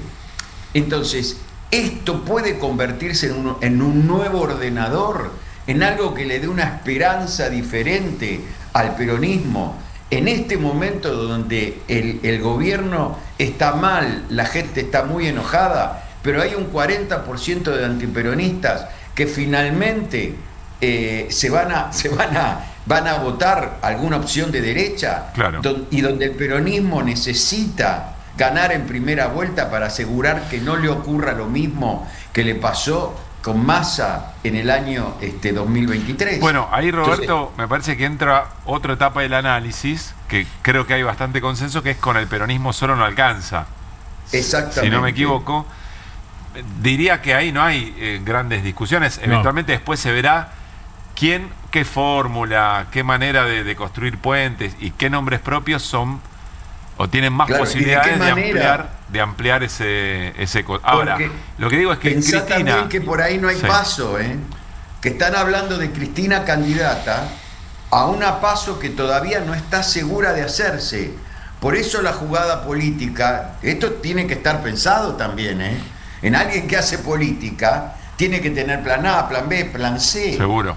Entonces, esto es un nuevo ordenador que te permite empezar a repensar todo el problema del peronismo y todo el problema del panperonismo, donde también está jugando la gente de Massa no desde adentro del propio peronismo, sino desde su propia organización, el Frente Renovador, y de otros sectores independientes, digamos, o de partidos más pequeños, que el peronismo necesita para salir de esta ecuación de 35%.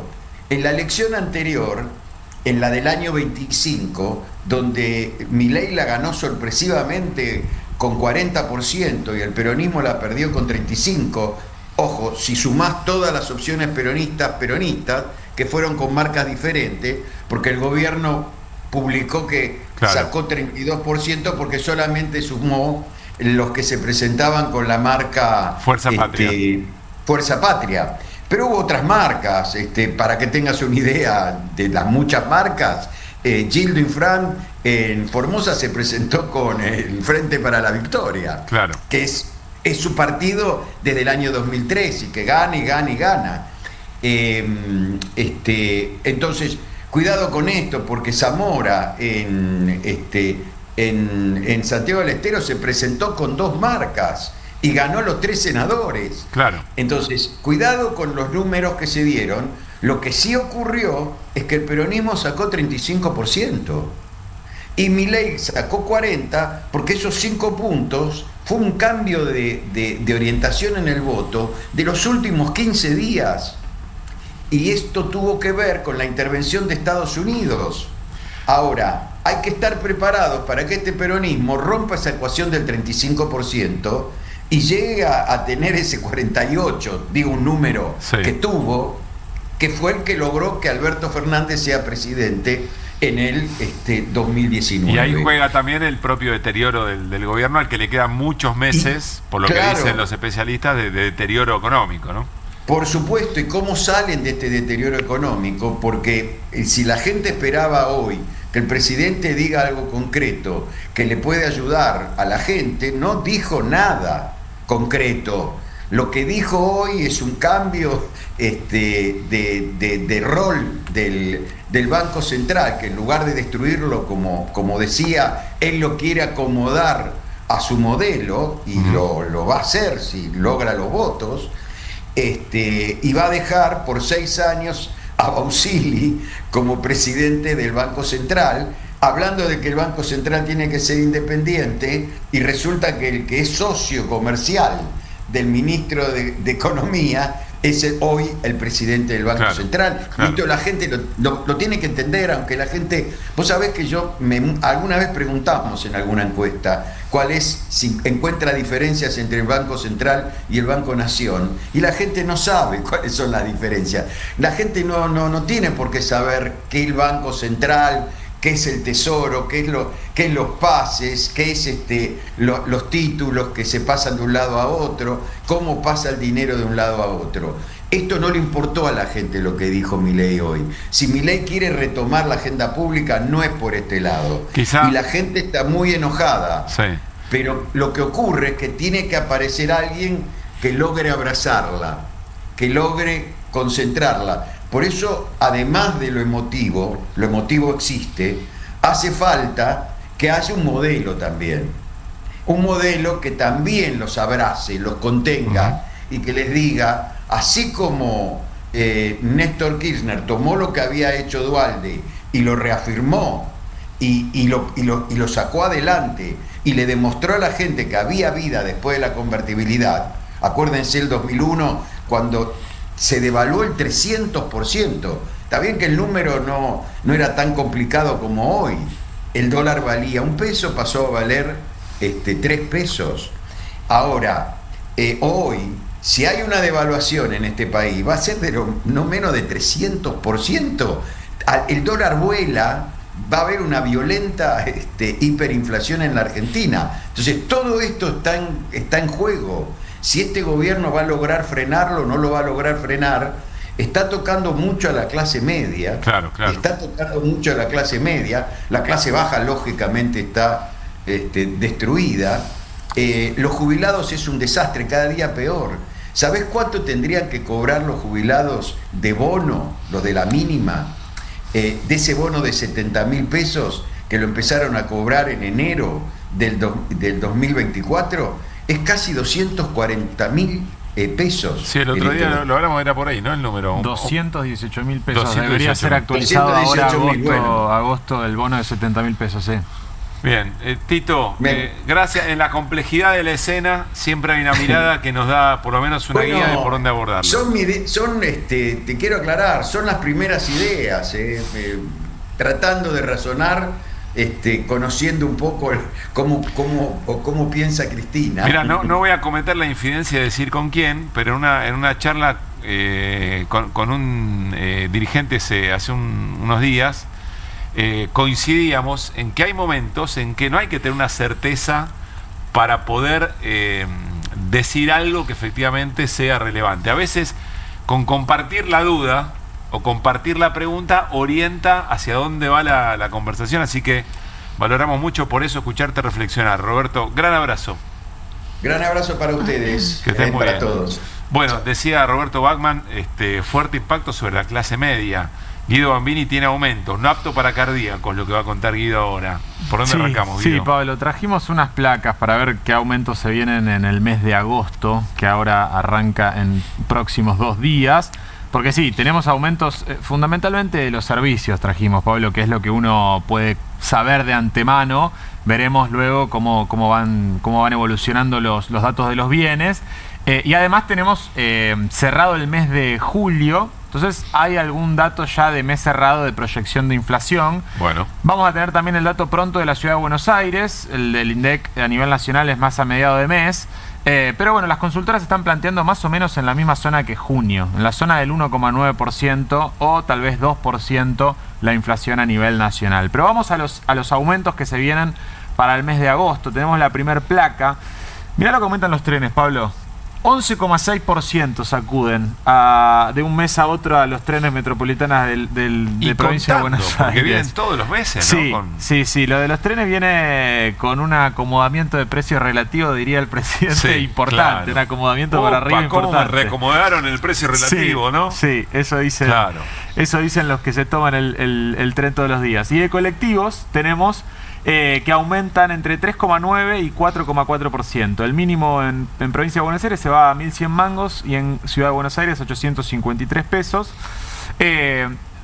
Básicamente vienen aumentando por lo menos 2% por arriba de la inflación pasada, que fue de 1,9%, la del mes de junio. Algunos servicios aumentan un poquito más, inclusive de ese 3,9%. Pocas veces son el recorrido, en general suele ser la intermedia, el segundo tramo. Tal cual. Estamos hablando de eso, es de 0 a 3 kilómetros, no te marca nunca. El colectivero no te marca nunca ese. Bueno, vamos a la siguiente.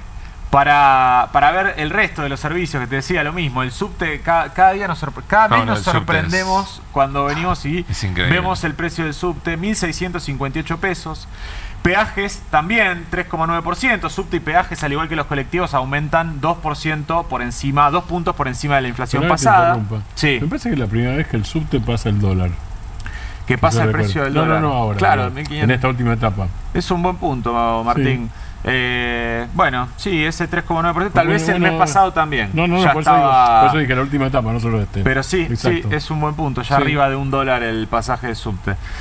Prepagas 2,9%, colegios... Prepagas ya hay que armar una casilla de correo específica para los que los mensajes de las prepagas. Siempre llega todos los meses y te avisan que para garantizarte... Mensajes humanitarios son. Sí, ¿quién tiene prepaga? ¿No? También. ¿Quién tiene prepaga? Muchas veces dicen, sabrán comprender el contexto, siempre es igual, no importa qué contexto, pero sabrán comprender el contexto. La verdad que ajustamos. No sabemos comprender el contexto. Ajustamos el precio, bueno. Sí, eso y los avisos de que se te está por vencer o que, no sé, de que ya tenés que pagar cuando no tenés todavía fechas de vencimiento, es feo. Sí. En las tarifas. Sí, y en las prepagas. En las prepagas.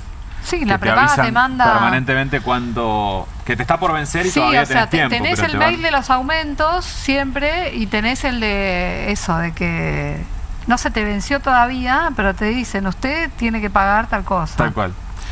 Bueno, un saque importante también para los colegios privados de Ciudad de Buenos Aires, que aumentan en 2 tramos, 8%, 5,5% en agosto y el restante en el mes de septiembre. También la boleta de agua, 3%. Fíjense, todo por encima de los servicios de la inflación esperada. Claro. Y venimos contando esto mes a mes, que es el punto más importante, que vienen aumentando los servicios por encima de la inflación general. Telefonía e internet, 2,5%.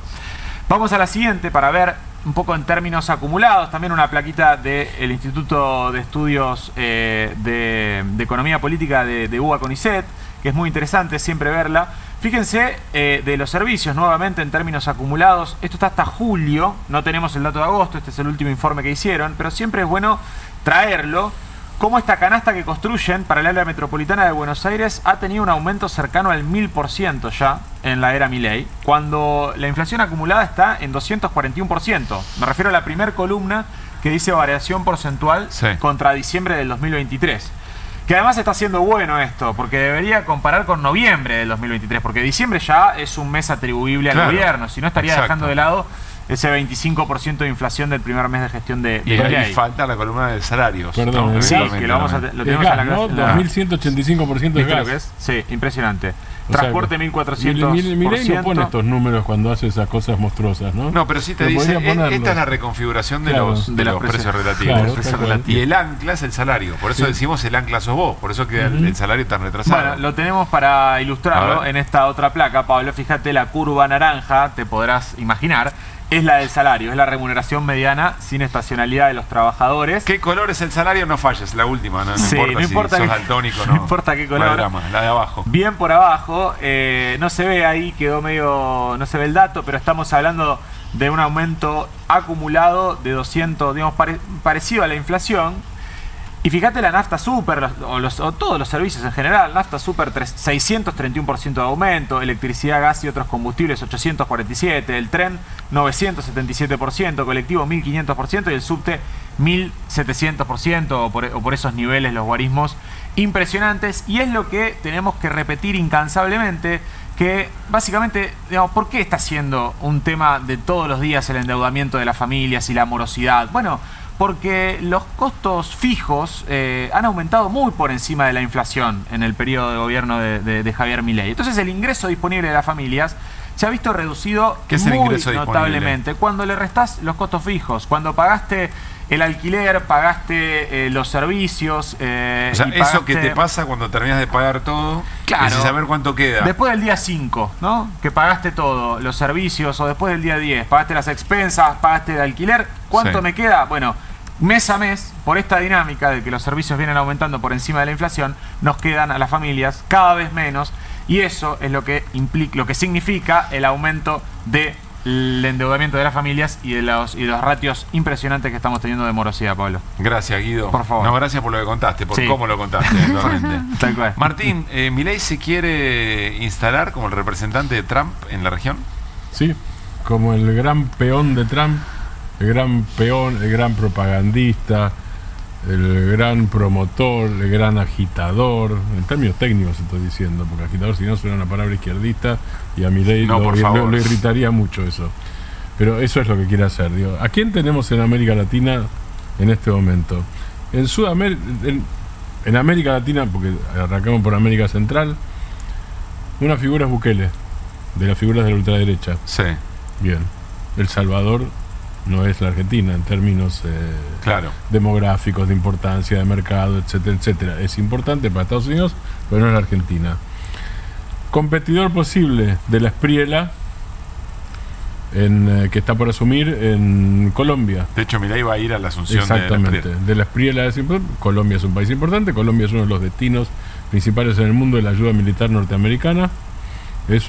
Hay bases norteamericanas en Colombia, situación estratégica. Ahí tenés otro promotor de Trump y la ultraderecha. El otro es Kast, a quien no le está yendo bien. Digo, a Bukele sirva bien en términos electorales, aunque la deriva autoritaria ya es autoritarismo directo en El Salvador, ya no es deriva, es un régimen autoritario. Kast, a quien no le está yendo bien, y la recién estrenada, Milei acaba de ir a la Asunción, la recién estrenada Keiko Fujimori. Entonces quedan, descartado México, porque México con Claudia Sheinbaum sería parte del eje del mal, diría algún ultraderechista norteamericano. Descartado México. En Sudamérica hay otro maléfico para los Estados Unidos, que es Luis Ignacio Lula da Silva, hoy presidente. El 4 de octubre, dentro de 2 meses y muy poquitos días ya, y 5 días, va a haber elecciones presidenciales en Brasil contra Flavio Bolsonaro, que sería es otro promotor de Trump, tan promotor de Trump que puso en juego hasta su propia candidatura, porque lo vio a Trump justo cuando Trump hizo el tercer arancelazo contra Brasil, que fue especialmente contra imagen Brasil. Le costó, o aparentemente las encuestas le costó, esa imagen le costó mucho. No, aparentemente no, es lo que vos decís, es correcto. Esa imagen le costó muchísimo. Él después fue a decir que en realidad lo que quiso hacer es hablar con Trump para mediar, para amortiguar, etcétera. Nada, si tenés que explicar demasiado, está jodido. Cuando la diferencia son más o menos, fueron unos 15 minutos entre la decisión y la foto de Flavio Bolsonaro con Trump. Y entonces queda Milei. Digo, la Argentina no es Brasil. Brasil es una de las 10 economías más importantes del mundo.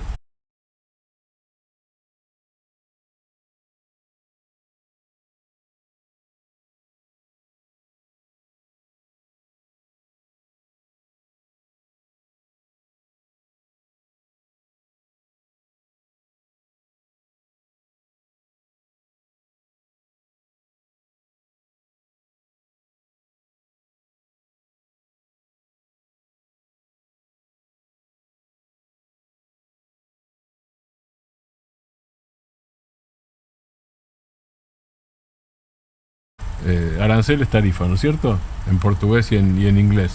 En Brasil lo llaman tariflavio. Si tariflavio gana o pierde es una cosa, en la primera o la segunda vuelta. Y ahí Brasil es el principal mercado, el principal destino y tiene una relación histórica con los Estados Unidos. Ahora, de cualquier manera, Milei tiene, aparte de esto, una incondicionalidad absoluta, un histrionismo. Está Peter Thiel en la Argentina. Estoy señalando cosas nada más. Cada una de estas daría por un desarrollo muy largo. Asegura la proyección al Atlántico Sur de los Estados Unidos y su escudo de las Américas. Y está el tema Malvinas y el paso hacia la Antártida. Gracias, Martín. Al contrario. Nos vamos a una pausa y déjenme decirle que una de las cantoras más importantes de nuestra música popular y de la que más gustamos presenta nuevo disco. Se llama Dolores Solá y en un ratito charlamos con ella. Moví a tu pyme, moví a tu comercio, moví a tu campo. Movete a Credicop, la mejor atención, condiciones y soluciones para que puedas desarrollar tu empresa, tu comercio o tu producción. Movete a Credicop, movete a un banco distinto. Banco Credicop Cooperativo, la banca solidaria. Para más información, ingresá en bancocredicop.co. ¿Pensás que las subastas no son para vos? Son para todos, porque podés comprar y vender desde donde estés de manera rápida, fácil y confiable. ¿Querés participar de nuestra próxima subasta? En Pilar contamos con Mimuni, nuestra herramienta digital de atención ciudadana para solicitar turnos, realizar trámites y gestionar reclamos de manera ágil y cercana. Descárgate la app o chatea con nosotros por WhatsApp a través de 11 52 38 68 64, las 24 horas del día. También podés acercarte a cualquiera de nuestros puntos Muni de lunes a viernes de 8 a 18 horas y los sábados de 9 a 15 horas. En Pilar seguimos acercando el Estado a todos y todas las pilarenses. Pilar presente con futuro. Escobar no para de crecer en obras, salud, educación, seguridad, cultura, deporte, en cuidado del ambiente y recursos naturales. Escobar no para de crecer en la promoción del desarrollo local con políticas que fomentan la producción y el empleo, el acceso a la vivienda y a mejores condiciones de vida como las cloacas y el agua corriente. Seguimos consolidando este proyecto de transformación. El futuro en nuestras manos. Escobar Municipio.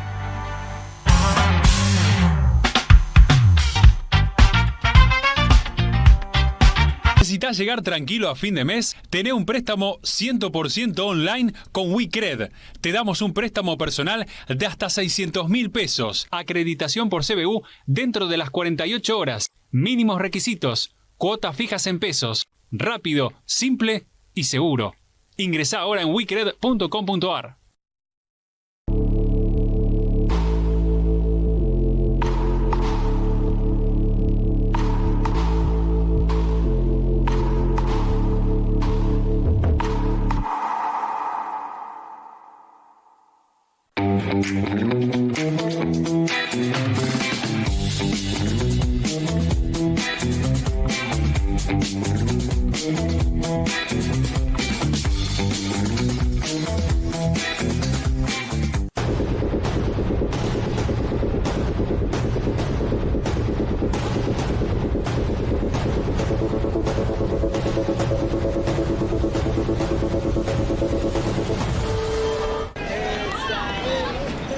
Imagínate vivir en Suiza y perderte de esto. ¿Querés un mate? Perderte de los que quieren argentinizar al mundo. Al que ves que necesitas una mano y ya te está ayudando. Perderte una jugada. Vamos Argentina, que es pura historia. 35 aeropuertos tan argentinos como su gente. Hacemos de cada aeropuerto tu aeropuerto. Aeropuertos Argentina. Bueno, hicieron todo el circuito de montaña. Sí, la verdad, mira lo que es esto, ¿no? Es un marco impresionante. Al principio la tuvimos que remar un poco en el rafting, pero después ganamos confianza y creo que se hizo cuesta abajo y con la tranquilidad de que la familia quiere estar en lo más alto, ¿no? Gracias. No, gracias a vos.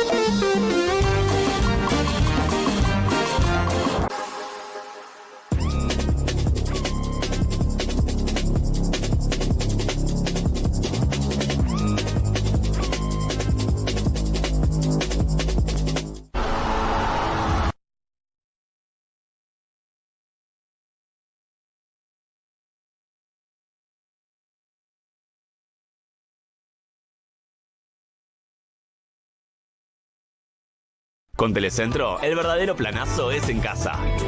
Pedí tu Deco 4K con tecnología Android TV más la mejor internet de 700 megas Wi-Fi 6 a solo 35.999 pesos. Telecentro, conectando con vos. Qué hermoso que es Neuquén. Soy Mariano Martínez. Mis primos recorrieron todo Neuquén. Voy a hacer lo mismo, en 3 días. No, es imposible eso. ¿Cómo? Corriendo.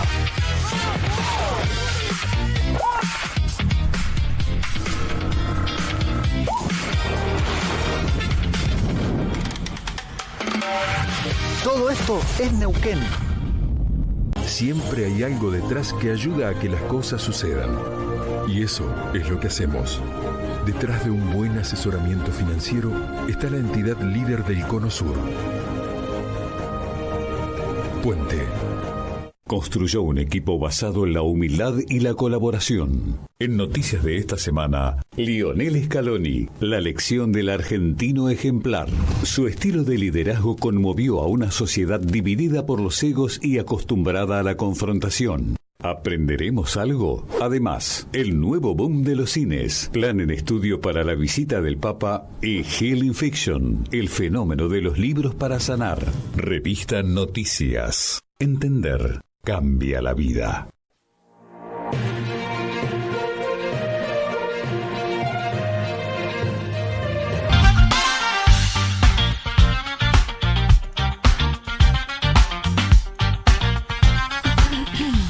Muy bien, seguimos en QR y les dijimos, hay una muy buena noticia el próximo sábado a las 9 de la noche en El Tazo, porque Dolores Solá presenta su nuevo disco Corazón de Perro. Está aquí con nosotros, Dolores. Hola. ¿Cómo te va? ¿Cómo ¿Qué estás? tal? ¿Cómo Amigos andan? y amigas que Sí. te quieren y te conocen. Sí, sí, es mutuo. Recién, de hecho, se estaban enterando de algo que compartían, no se puede contar, Sí. o sí, no sé, pero... Sí, se No, puede sí, se contar. puede contar. No se va a poder contar. Muy bien. Se acaban de enterar que comparten... Que piensen que es un hombre. Ah, bueno. Esperemos. Está bien. Que comparten a alguien. Que comparten Alguien que nos enseña a cantar. Sí, alguien que nos Técnica, nos enseña técnica. Muy bien. Una profesora de canto. Profesora. Tenemos dos cantantes, dos cantoras, diría yo, en la... ¿Sos ¿Qué cantante o sos diferencia hay? cantora? No sé qué diferencia hay. Ustedes digan. No Vos. tengo la menor No, yo idea, para mí tampoco es lo sé. El mismo. otro día estaba pensando Bueno. exactamente lo mismo. Para mí no es sé lo cuál es. mismo. Inventá Por ahí lo que quieras, Pablo. entonces. No, siempre suena me, más criollo, me pero... fue o más cantora como con otros arraigos quizá en la cultura popular, o más autoras también. Mercedes Sosa le puso cantora a su disco, ¿no? Claro. Aquel Sí. con los invitados e invitadas.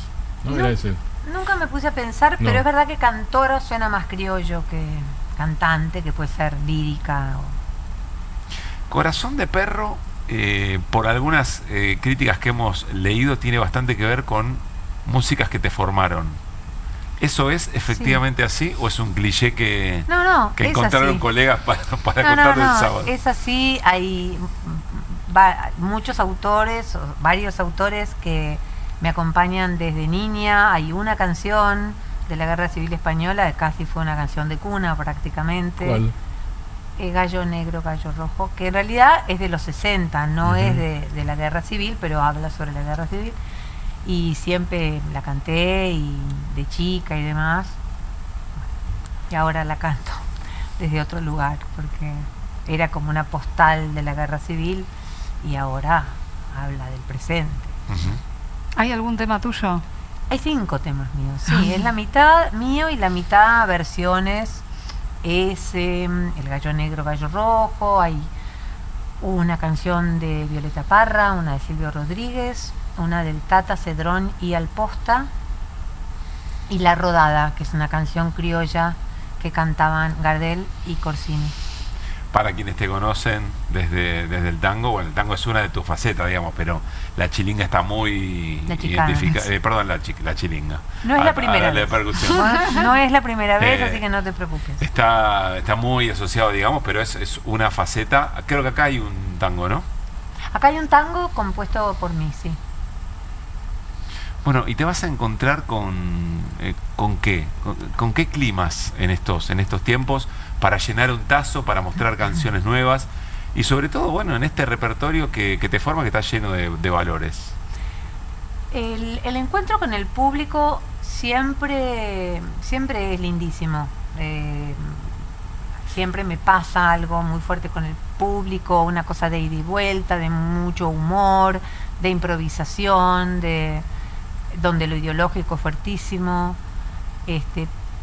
pero bueno, noto en el público, además de que es más difícil llenar los lugares, los espacios, es un público golpeado, estamos golpeados, sobre todo los que ideológicamente sufrimos, ideológicamente, digo, no solamente por la crisis económica y demás. Y eso se recontranota. Antes era una fiesta, incluso durante el gobierno de Macri era una fiesta, porque era un lugar de encuentro, de resistencia, y ahora estamos como apaleados. Así. ¿Y no hay búsqueda de contención también hoy? Pienso en Teresa y la canción es urgente, siempre la canción es un lugar de encuentro al mismo tiempo. Es un lugar de encuentro y es un lugar de reconocimiento y la cultura es un abrazo. Pero totalmente eso ocurre, pero me preguntabas antes fuera de aire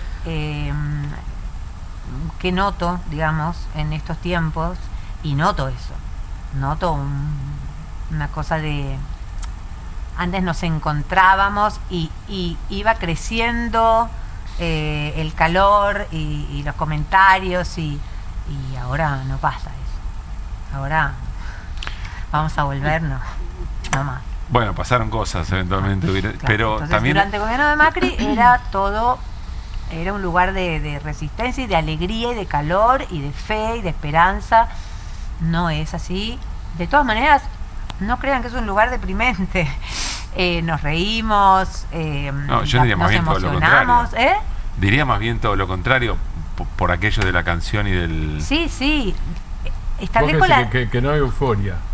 No hay una euforia puesta en lo ideológico y la gente llegaba como muy cebada, ¿viste? Sí. Y era tipo, quilombo. No es así ahora. ¿Vos seguís ironizando o yo no sigo ironizás más? ¿Vos seguís con eso? Yo sigo, sí, totalmente, sigo ironizando. También me pasa, te escuchaba hablar recién y a mí me pasa que no sé qué decir. O sea, no es que no sé qué decir arriba del escenario. Todos creo que estamos atónitos. Pero también eso es algo a compartir, me da la sensación, ¿no? Sí. Es decir, no solamente nos encontramos desde las certezas. Sí, porque además la sensación es que a todos nos pasa lo mismo. Lo que pasa es que quizá había algo, si querés, adolescente antes, o por llamarlo de alguna manera, y ahora estamos como, ¿qué va a pasar? ¿Qué vamos a hacer? Y yo sé que el público que me va a ver comparte eso. Habrá alguno más depresivo que otro y otro más optimista, pero hay algo de eso. De todas maneras, es un lugar de encuentro y es un lugar a donde cada canción de esas, como el Gallo Negro, Gallo Rojo, o Qué dirá el Santo Padre, que también es el de Violeta Parra, y canciones que yo escribo, que tienen un alto contenido ideológico, como que las canto y el público está ahí, ¿no? No es como cantar cualquier cosa. Bueno, esa sí es una certeza. No es como cantar eso en, no sé, Berlín. Claro. No. ¿Qué tratas de contar con tus canciones? Historias. Sin querer, varias hablan de historias de mujeres, pero no me lo he propuesto. Debe ser que canté tanto historias de varones con Nacho, componiendo. Sí, muchas canciones, bueno, algunas medio autorreferenciales, una, y 2 o 3 de mujeres, historias de mujeres. Vamos a escuchar un poquito, porque además sé que, o confirmanos, hay un estreno de videoclip y algo vamos a ver ahora, El Jardín de Atrás. Sí, ese es un videoclip que hicimos con la UNTREF. Hoy es el estreno mundial. Planetario. Claro, muy bien. Hicimos con la Gracias UNTREF. por elegir QR para eso. De nada. Y con Tute hizo Mirá. dibujos y los animamos. Y es una canción que yo escribí sobre una secuestrada en la ESMA. Y la canción habla de una epifanía que tiene ella, ¿no? Porque la escribí después de una visita de las 5. ¿Se acuerdan de la visita de las 5? Bueno, para aquellos que no saben, era una visita que se hacía una vez por mes, un sábado a las 5 de la tarde, una vez por mes, donde uno se anotaba y iba a hacer un tour, por decir, una visita en los lugares donde habían estado los detenidos. Mi visita fue especialmente impresionante porque la hice con gente que había estado ahí detenida y que había sobrevivido en distintas épocas. Entonces, claro, conversaban entre ellos, ¿no? Comparaban cosas. Primera vez que iban libres, digamos. Sí. Y yo, la gente, otra gente, y yo escuchando conversaciones con una naturalidad total del horror, ¿no? Cuando vos estabas, ¿vos qué época estuviste? Sí. ¿Y el cuarto de tortura era ahí? Uf. Sí, era ahí. Y yo de repente decía, perdón, hace un ratito dijeron que almorzaban ahí al lado. Sí, ¿almorzaban al lado del cuarto de tortura? Sí, y ponían música muy fuerte. Uy, decía uno, a mí me torturaron toda una tarde con Palito Ortega, con La Felicidad, ja. Y el otro decía, a mí con Satisfaction de los Rolling Stones, no lo puedo escuchar más. Cosas así, y el resto los escuchábamos. Nada que no supiéramos, pero estar ahí, claro, y con ellos. Bueno, Salí y escribí esta canción. El Jardín de Atrás es la canción. Este es el videoclip que elige QR de Dolores para estrenar, para compartir con nosotros. Escuchamos y miramos.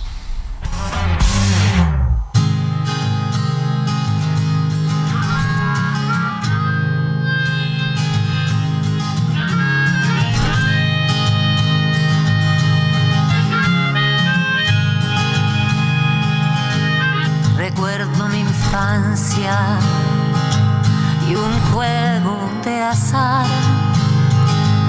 un vestido nuevo, mi vecino Juan. ¿A qué viene aquello ahora así nomás? ¿Acaso es su voz la de aquel guardián? Ya no siento sed, ni pesan cadenas, se callaron todos, nos abandonaron. Quizá he sido yo la que nunca ha estado tan viva y presente, tan en otro lado.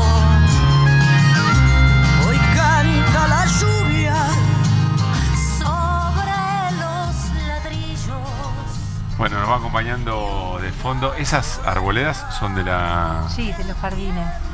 Del Exesma. ¿Y la voz que te acompaña es? Mochi. Mochi es un gran compositor y cantor uruguayo de las nuevas generaciones. Un descubrimiento así, todos estamos muy entusiasmados con Mochi porque, bueno, es un gran cantor y un gran compositor. Y lo invité, agarró viaje, el sábado va a estar cantando en el Tazo. No único invitado, me imagino.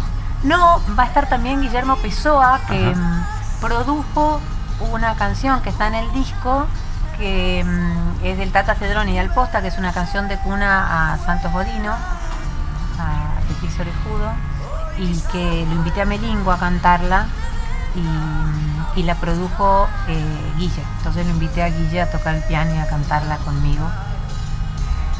Sin que dejemos de escuchar el jardín de atrás, creo que tenemos, para que sea bien visual, la invitación, ¿no? Para compartirla el próximo sábado, Dolores Solá presenta Corazón de Perro. También este videoclip se va a poder, entiendo, disfrutar allí en el Torcuato Tazo. Esto es Defensa... Al 1500. Al 1500. Defensa y Brasil, un cachito más hacia el bajo. ¿Por qué Corazón de Perro? Que es el título de... Sí, porque los perros son una presencia en mi vida importantísima. Me gustó Corazón de Perro. Hay una canción mía que habla desde el hocico de un perro. Me gustó Corazón de Perro. Bueno, que lo disfrutes mucho. Muchas gracias. Y que sea ese lugar de encuentro y de certezas a través de la música que tanto andamos necesitando. Muchas gracias. Quería aclarar que estos chicos jóvenes que se ven en el video son los estudiantes de la UNTREF. Que yo... De la Universidad 3 de Febrero. Sí, les propuse y se coparon. Y fue muy fuerte también porque ellos tienen la misma edad más o menos de mucha de la gente que estaba ahí. Y muchos de los chicos esos era la primera vez que iban, casi todos. Y además sabían, pero no tanto. Entonces para ellos fue también muy impactante. Dolores, gracias. A ustedes. Cerramos con Dolores Solá el programa. Nos reencontramos mañana a las 9 de la noche para hacer QR de viernes. Pasen bien. Para vos, ¿cómo son los créditos personales Credicop? Y son rápidos. Lo pedí hoy. Me llevo esta. Credicop, alto crédito. La cuota, baja. Baja no, bajísima. Chicos, cuidado. Y sí, con Banco Credicop tenés los mejores créditos personales para hacer realidad esos proyectos que tanto esperabas. Movete a Credicop. Movete a un banco distinto. Banco Credicop Cooperativo. La banca solidaria. Para más información, ingresá en bancocredicop.co. ¿Pensás que las subastas no son para vos? Son para todos, porque podés comprar y vender desde donde estés de manera rápida, fácil y confiable. ¿Querés participar de nuestra próxima subasta? En Pilar contamos con Mimuni, nuestra herramienta digital de atención ciudadana para solicitar turnos, realizar trámites y gestionar reclamos de manera ágil y cercana. Descárgate la app o chatea con nosotros por WhatsApp a través de 11 52 38 68 64. Las 24 horas del día. También podés acercarte a cualquiera de nuestros puntos Muni de lunes a viernes de 8 a 18 horas y los sábados